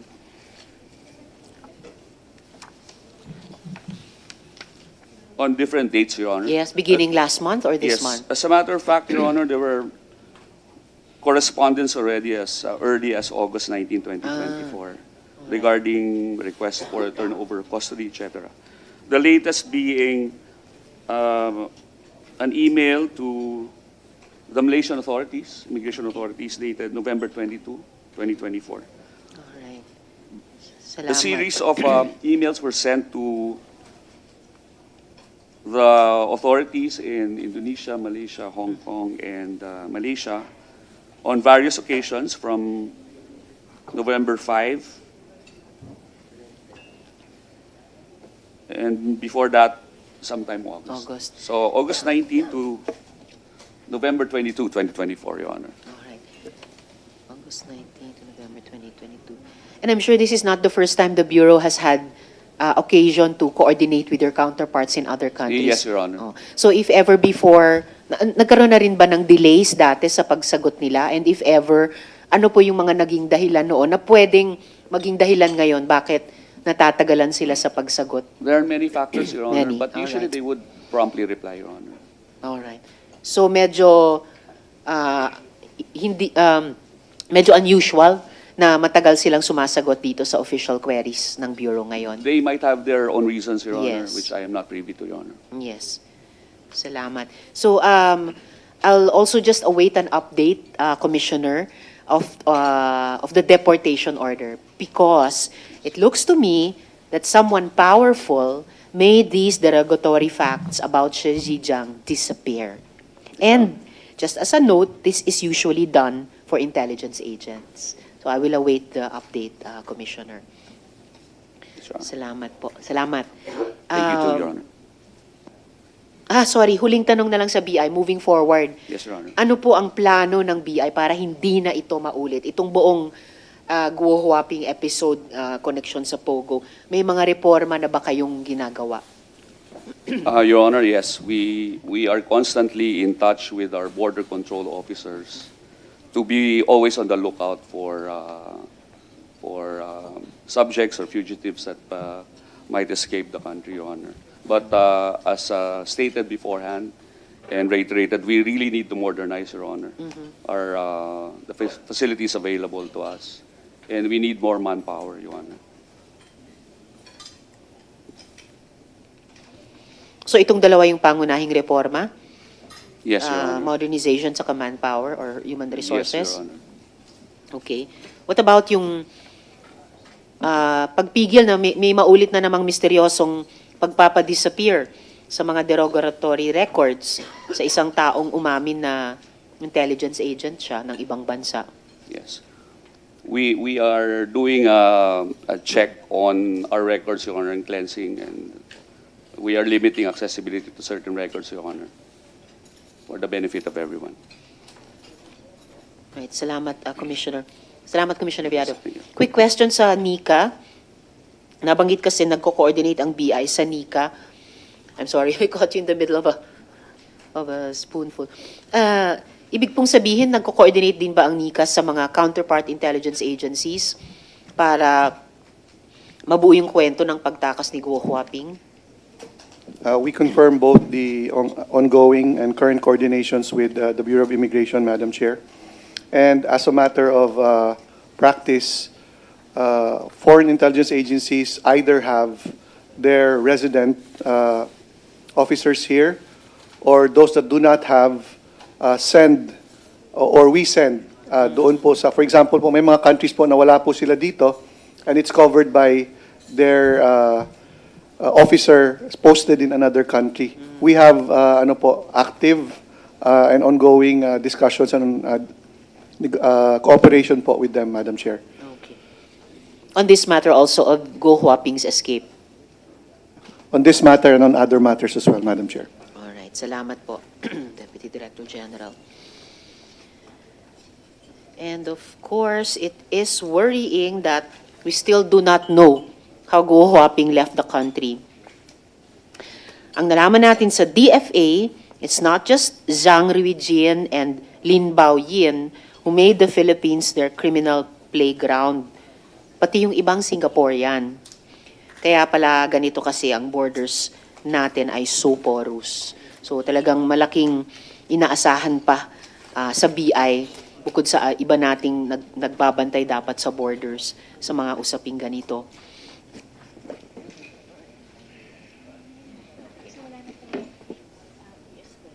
Okay. Sa DOLE naman po. Yes, Director. Good morning, Madam Chair. Good Patrick morning. po, from Bureau of Local Employment. Yes, Director Patrick. Patriwi Rawan. Yes, Madam Chair. Very Asian, very Indonesian even. Yes, ma'am. Tama Indonesian po po ba kayo by father? Yes po. Ah, okay. Nice, Patriwi Rawan. All right. So, Director, parte po ang DOLE ng Task Force POGO Closure at inatasan po kayong tulungan ng mga manggagawang apektado ng POGO ban. So, ano po ang plano ninyo dito? Thank you, Madam Chair. After the pronouncement and directive of the President po, the DOLE po, under the leadership of Secretary Leguesmas, already started profiling our affected Filipino workers. We have a number of programs we have enrolled for this task force. That includes, first of all, after the profiling po, we did a number of job fairs. From the job, we have 4 job fairs conducted already, and we have 200 hired on the spot Filipino workers who were employed in IT BPM and hotel and restaurant service industries. We also processed the unemployment insurance benefit assistance in coordination with SSS for a total of 435 applications. We also have enlisted for employment facilitation through our public employment service offices, a number of 708 individuals. 11 were provided with livelihood assistance. 2 were referred to skills or technical training. And lastly po, for the cancellation of AEPs, we have a total of 36,009 AEPs canceled po, Madam Chair. We will also submit a report po to the committee and to your office, Madam Chair. Thank you, Director. O nga po, kahit nung budget plenary ng DOLE, natalakay po yung job fairs. Thank you for the additional details. At mabuti binanggit nyo yung unemployment benefits in coordination with SSS. 435. So mas marami po dun sa 200 na employ dun sa job fairs. And we know na aside from these hundreds na sinisimula ng tulungan ng DOLE, there are thousands, maybe tens of thousands. No? 30, up to 30,000 na mga kababayan natin na mangangailangan ng ganitong klaseng assistance ng gobyerno. And mabuti na tulad ng napag-usapan din sa budget plenary, may coordination or may hopefully ma-maximize po ng DOLE yung coordination sa mga peso. No? So we have hundreds already here. And again, let's bump that magnitude up to the tens of thousands. And then tens of thousands na mga AEPs ang na-cancel? Yes, Madam Chair. Ilan lahat dapat eventually maka-cancel sa pag-uwi ng mga dayuhang POGO workers, pati mga human trafficking victim survivors sa kanila? Just to give a background, Madam Chair, for this year po, 2024, we have issued 53,000 AEPs. Out of the 53,753, we have issued 18,616 for AEPs issued to POGOs or IGLs. I see. And we have, as of July reporting, middle of this year, we have 15,886 AEPs canceled and revoked po, Madam Chair. Pero yung total canceled so far, 36,000 plus. Yes po, nasa 36 na po tayo. Okay. Out of a total universe of how many? Kasi 18,000 AEPs to POGOs just this year. Pero ilan lahat ang valid pa na AEPs na you're in the process of canceling? Yung record po na meron po tayo since 2019 po na AEPs issued totals to 356,731, Madam Chair. Pero hindi lahat sa POGOs ito? Lahat po ito sa POGOs. Lahat. Since Okay. 2019 po, Madam Chair. Since 2019. Are they all still in the country? We'll have to check, Madam Chair, We'll have po, to check. kung active pa po yung AEPs. Okay. Kasi kung active pa yung 356,000 plus AEPs, yung na-cancelan nyo so far na 36,000 plus would be mga 10% of those. Yes, Madam Chair. Okay po. We will submit a report po on the Yes, details po of this canceled AEPs. All right, salamat po. At huli po para sa DOLE ngayong tanghali, sang opisina po ng DOLE pwedeng dumulog yung mga iba pang apektado na hindi pa naabot ng job fairs at iba pang tulong ng DOLE? Thank you, Madam Chair. Yung palagi po namin binabanggit din po sa mga interviews po natin with the Secretary, sa ating po mga regional offices, maaari pong lumapit ang ating mga affected Filipino workers at pati na rin po sa mga public employment service offices po sa kanilang mga municipalities, cities, and provinces. Okay, salamat. So regional offices, yung mga peso sa mga munisipyo. And I recall from the budget plenary, pati po online. So meron po kayong platform para dito? Yes po, Madam Chair. Thank you, ma'am. Meron po tayong philjobnet.gov.ph kung saan po makikita po ng ating mga job seekers yung current vacancies. Lalong-lalo na po yung mga vacancies po na na-post noong mga POGO-related job fairs po na kinonduct po natin. Okay. So may ganung follow-up sa job fairs. Right, maraming salamat, Director Patriwirawan. Okay. Terima kasih. Marunong kayo magsalita ng bahasa? Hindi po, Madam Oh, Chair. sayang. Okay. Salamat po sa DOLE. Alright.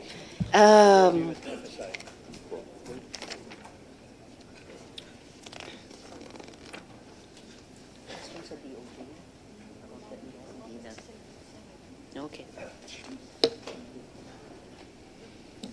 So ito na lang huli. Okay. Okay. Sige po. Okay. Bago yung huling tanong ko para sa mga agencies. So, huling balik sa PAGCOR, what was... I had a pending question. Yang Ma'am Hongming? Karim. Yes, Yang Yes, ma'am. Hongming. Anything on Yang Hongming? We don't have any record, ma'am. All right. So, we'll keep looking for him in other ways. Okay. So, huling tanong ko na lang po na pang moving forward, lalo na para sa PSA, sa SEC, sa AMLAC, sa DILG, saka sa BI. Kasi napakarami pong butas sa inyong mga sistema na lumitaw sa mga hearing na ito. Dalawang tanong para sa bawat isa na gustong sumagot dun sa mga nabanggit kong agencies or kahit sa ibang resource persons na nandito. Una po, anong mga reforma ang ipinatutupad ninyo o plano na ipinatutupad sa inyong ahensya? At pangalawa at huli, anong pagkukulang sa batas? So ito pang homework namin dito sa Senado. Pagkukulang sa batas na kinakailangan tugunan para hindi na ito maulit.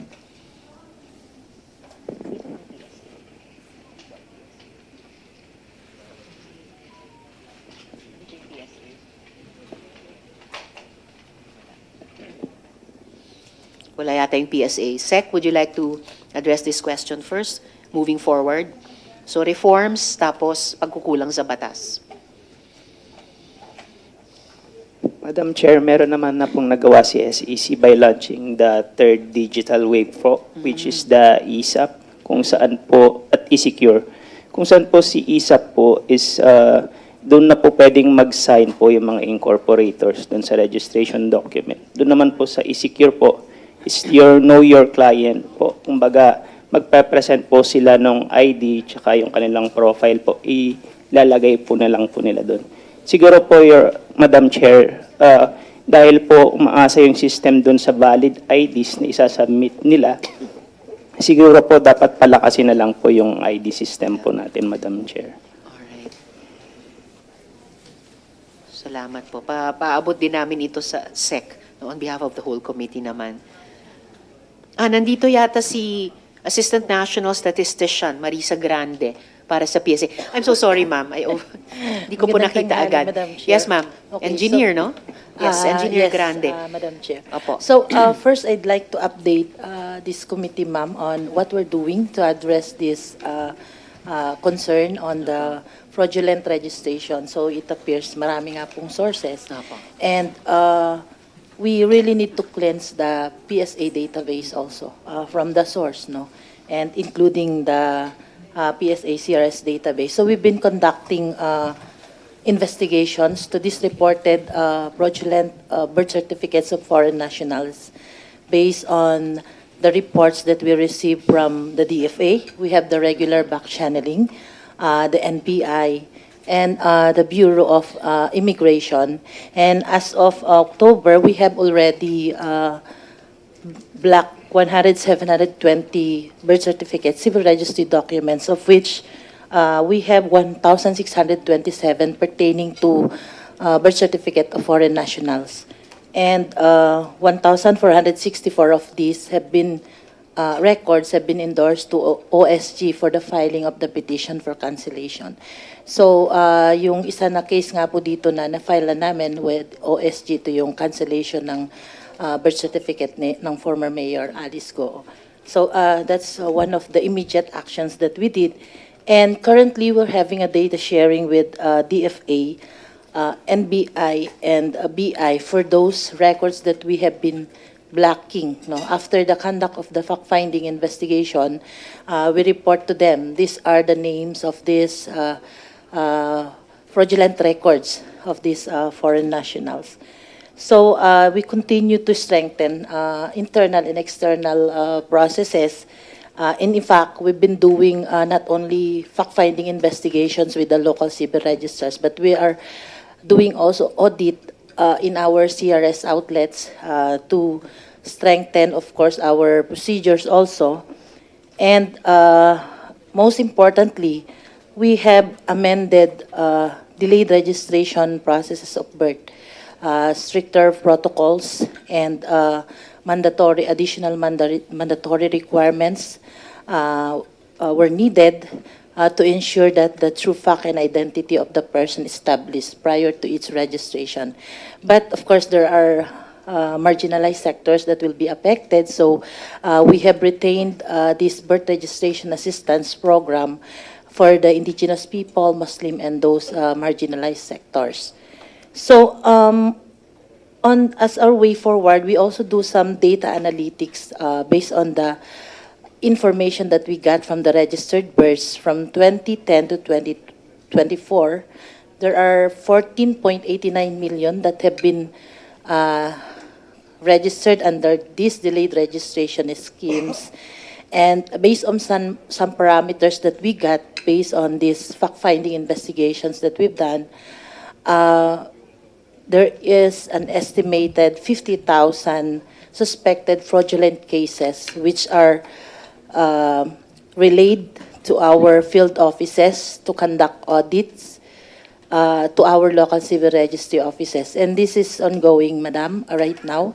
So we will be updating the committee once we have these reports coming from our PSA field offices. But I'm glad you mentioned, ma'am, what is required to improve our processes. So we're currently pushing for the amendment of Act 753. This is the law to establish a civil register. There's really need to amend it. It's a 1930 law. There have been a lot of changes and several laws pertaining to civil registration, and we have this proposal for a comprehensive CRBS omnibus bill. We would like to discuss with the committee for some proposal to include one, digitalization. We need one source of truth data linking a system coming from hospitals, because these are the one registering, preparing the birth, the death, hospital, the local civil registry offices, and the PSA. So there's a digitalization project, and we hope that the government would support the funding for that. And of course, ma'am, we will continue to be coordinating with the other government agencies. This is actually we need the support of each of the government agencies. And also NICA, we've been coordinating also with them regarding this matter. So yun po yun, ma'am, ang updates from the PSA. Thank you very much. Thank you very much also, Engineer Marisa. Sabi nyo you have identified 1,000 plus irregular or spurious birth certificates and recommended some of them to the OSG. Earlier, meron din kayong you've blocked plus birth certificates, but 1,000 plus in total, and recommended some of them to the Office of the Solgen for cancellation.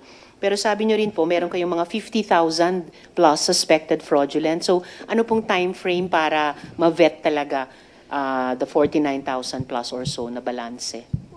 Right now, ma'am, we have the NS, the head of the agency has already ordered our PSA field offices, and the audits is ongoing because there's a lot of documents. They have to start from 2010, as I've mentioned, and we will be providing updates on this, ma'am, because some of them we have received some updates, including those that were coordinated to us through the Senate and the Congress, the list that were provided to us. These are ongoing investigation and with the aim to cleanse also the PSA's database. Salamat po. Baka may sense of urgency din ito during this transition sa pag-wind down ng POGOs hanggang deadline December 31. At the same time, yung just transition para sa mga nagtrabaho doon. Lalo na kung given yung statements ng iba nating resource persons na widespread nga yung POGOs, mukhang widespread din yung mga espionage-related activities na kasi hinahabi together yung economic activities ng POGO but also possibly criminal activities and possibly nga espionage. How long did it take you po to process the 1,000 plus birth certificates na na-deem spurious, kalaunan? Well, I actually, ma'am, to be frank, this study was initiated by our head, NS MAPA. So based on the 2010 to 2024, since all of these are in our database, and then it took us a while to come up with this data analytics, and this will be used for audits by our PSA field offices with the local CB registrars. So, na-process yung 1,000 plus na yon in the past several months, tama po ba? The parameters used, for example, ma'am, during the investigation, we've come up with some obvious factors that undergone delayed registration. For example, a hilot, yeah. So using that parameter and the delayed registration and the use of one of the parent is a foreigner. So these are the parameters used, and we use the 2010 to 2024 birth statistics data to come up with these statistics. The suspected 50,000 fraudulent birth delayed registrations. Pero if I'm going to estimate na na-process niyo yung 1,000 plus na ito in the past several months, hindi naman naabot ng 24 and a half years para maproseso yung balanse pa ng 50,000? Is there a time frame, like kakayanin nyo ba within, I doubt matatapos nyo by December 31, pero kakayanin ba within a year or is it a several years? May time frame po ba kayong nakikita? So if your query pertains to determining the database on our database, we use that information, ma'am. And then based on this list, we go back to the local and check the records and the supporting documents that they have submitted during the delayed registration process. So, yun na nga po, yung sinabi niyong 50,000 plus suspected fraudulent na birth certificates, kakayanin niyo ba in a year ma-vet kung talagang spurious sila or hindi naman sila spurious? Well, we hope to complete before the end of this year, ma'am, because we have also field officers that are on top of these instructions from our head. That is very good to hear po kung susubukan nyo talaga iyon. All right. And salamat din sa pagbibigay pansin ninyo na dapat hindi mapilay naman yung assistance nyo sa marginalized sectors na mga totoong Pilipino at nangangailangan ng assistance ng PSA para makapagrehistro. At tinatawag nga nila nitong isang NGO na ideals na yung birth certificate natin, ito yung passport sa buhay. So ganun siyang kahalaga, lalo na sa mga hirap makakuha niyan. And then thank you for the yung sinabi nyo, amendment to Act 353. Did I get the number right? 3753, Oh ma'am. my God, sorry. 3753, okay.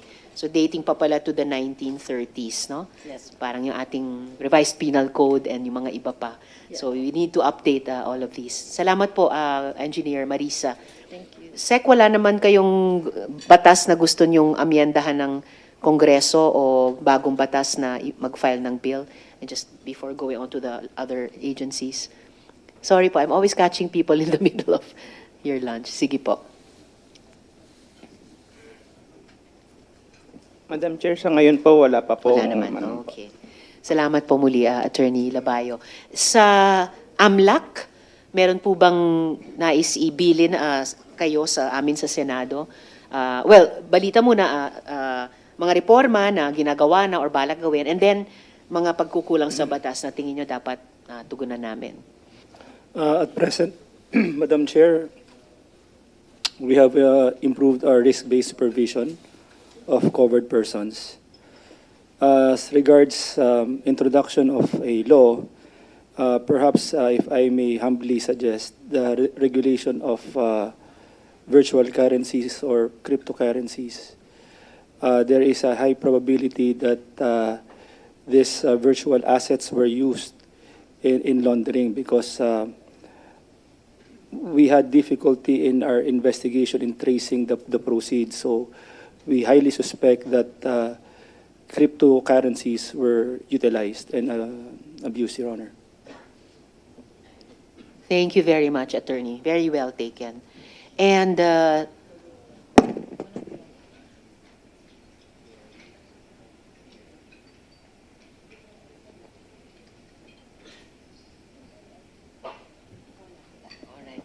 And last but not the least, sa BI po, bukod sa sagot nyo na, Commissioner, ano pang mga reforma na ginagawa or gagawin at anong mga pagkukulang sa batas na dapat naming punuin? Thank you or very much, Your Honor, Yes, for the sir. opportunity, Your Honor.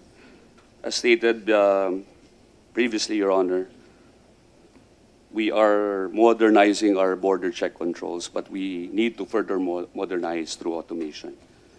And secondly, we need more manpower because we are contending with a 1940 law, a Commonwealth Act, addressing modern-day problems, Your Honor. Ours is composed of 7,600 islands, 300,000 plus square kilometers of land area, 266,000 plus square kilometers of municipal and coastal waters, 2 million plus square kilometers of the exclusive economic zone, 12 international airports and 1 seaport being guarded by 1,800 plus immigration officers. So we're contending with a porous border manned by so few people, Your Honor. So I think that summarizes the need of the Bureau of Immigration for a new law. We are contending with modern-day problems using an 84-year-old law. And it would be to the benefit not only of the Bureau, but of the country in general if we pass that law, Your Honor. Thank you very much. Thank you very much also, Commissioner. And I'm sorry, I'm mistaken. May DILG pala rito. Pwede po bang, if you would like to address the question, Mr. Ross Rafael Bascunia? Good noon, Ms. Yes, sir. Madam Good Chair. noon. Yes po. Director Yes po. Bascunia. Yes, sir. As to the reform po, the DLG has already come up with a memorandum circular directing all local government units to conduct inventory and monitoring of establishments that may be involved in POGO operations. And as a matter of fact, Madam Chair, the raid that was conducted in the municipality of Mualbual, Cebu last month was triggered by the request of the municipal mayor to the Bureau of Fire Protection for them to reconduct a fire and safety inspection upon all resorts found in the municipality, Your Honor. And moving forward, Your Honor, we will continue monitoring compliance by the LGUs on this memorandum circular. And also, as to the needed legislation, Your Honor, we humbly request that the department be given disciplinary authority, if possible, over local government officials, because currently all we have is the power of general supervision, which is limited to the conduct of fact-finding and investigation, Your Honor. Thank you, Director Bascunia. At sa pag-ulit din tungkol dun sa pagbibigay sa department ng disciplinary authority. I appreciate that kasi nabanggit na rin po yan ng isang resource person ng department nyo in a previous hearing. Opo, para hindi lang kayo nag-i-inspect, hindi lang kayo nagpa-fact-finding, pero pag may natukoy kayong official ninyo na who's giving succor to Pogos or running Pogos themselves, ay pwede nyo silang disiplinahin. So, maraming salamat po para doon. So, friends, we have come to the end of a very long road. For 5 long years, well, counting our pastillas investigation, the Committee on Women, Children, Family Relations, and Gender Equality tried to leave no stone unturned to unravel the many evils brought to our shores by Philippine Offshore Gaming Operators, or POGOs. POGOs welcomed with open arms by the administration of former President Duterte. They have now been revealed to be nothing but a Trojan horse. They have exposed a web of people. We'll show this web. A web of people who used POGOs for their own selfish interests, their own personal gain, all at the expense of the Filipino people. Walang dinala dito ang mga POGO kundi bangungot. Despite the many heinous crimes unearthed by this committee, including large-scale scamming, corruption, kidnapping, torture, prostitution, and human trafficking, our objective has never been to prove any single individual guilty. Guo Huaping, this committee has unmasked you as a Chinese national, mocking our Filipino identity to amass wealth and commit crimes against true Filipinos. But I leave your fate, Ms. Guo, up to the courts. And I look forward to the day you face justice. Masaya nga akong wala ka rito dahil kwes na ang kaharap mo. We abide by the rule of law in this country. And these hearings were never a trial for your crimes. The same goes for your co-conspirators and bad actors. What was on trial here, however, was our very system of laws and policies which allowed these travesties to go unchecked and to fester. Ang nalilitis natin dito ay ang katibayan at kasapatan ng ating mga batas para hadlangan ang abuso ng POGO. At ang hatol nung tinimbang, nakakalungkot at kulang na kulang. Inabuso ang ating birth certificate registration, immigration procedures, passport at visa applications, pagtayo ng negosyo sa pangalan ng kumpanya, bank secrecy, at pati ang pribilehiyong lumahok sa eleksyon at maging kawani ng gobyerno. Ngayon, lumalabas na pati ang demokrasya at pambansang seguridad natin ay nailagay na sa panganib. Nagpapasalamat ako sa NICA sa inyong malinaw na testimonya at sa assurance na tututukan ang national security concerns na na-raise dito. Ayon sa PAOK, si CEZA ay na nagsabing kapwa niya Chinese asset si Guo Huaping ay may mga POGO rin. Truly, foreign agents use all means at their disposal, and those who think that POGOs are exempt are foolish. Natukoy ng POGO syndicates ang kahinaan ng ating mga batas. At sinamantala nila ito para magpakasasa, habang ang kapwa nila ay napipinsala. Pero bilang mga Pilipino, hindi natin papayagang magpatuloy ito. No, this is not a witch hunt. Hindi po ito tokhang. Yung nakasanayang nyong gawi, huwag nyong ibintang dito. The President has reiterated the unqualified ban on all POGOs, maging sa ilalim man ng PAGCOR, ng eco zones o iba pa. Malinaw ang kanyang salita at ang kailangang linawin ang mga puwang ng EO74 sa lalong madaling panahon. Ang mga POGO within licensed casinos at ang mga POGO sa eco zones, even service providers to foreign POGOs must be banned. At kung hindi ito malinaw para sa ilan at ito ang kanilang gagamiting lusot, I will file an amendment to the anti-POGO bill at the proper time. Binuo na nga ang Task Force POGO Closure kasama ang DOJ, DOLE, PAGCOR, PAOK at BI. Tututukan natin ang kanilang trabaho. The Senate President has also committed to prioritizing the enactment of the anti-POGO bill to ensure that POGOs, whatever they may be called or disguised as in the future, will forever be banned in our country. Paparusahan at papananagutin natin ang sino mang di sumunod, lalo na kung opisyal ng gobyerno. Ipapasa natin ang mga angkop na batas para paigtingin ang mga sistema kontra abuso sa civil registration, immigration, money laundering, kandidatura sa eleksyon at national security. The committee holds the DFA to its commitment to reach out to Shi Zhejiang for information in his possession on Guo Huaping, the Yang brothers, and other possible foreign agents. We will also seek to obtain these documents preparatory to the committee report.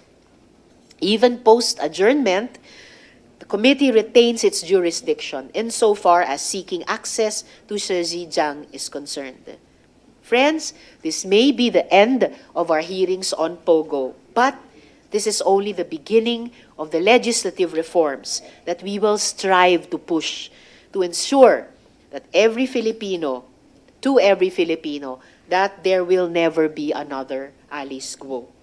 Guo Huaping, sisiguraduhin ko na hindi ka na makakaulit dito. At matututo ang lahat sa gagawin sa'yo. Additionally, the arrest order of Alice Guo or Guo Huaping is quashed.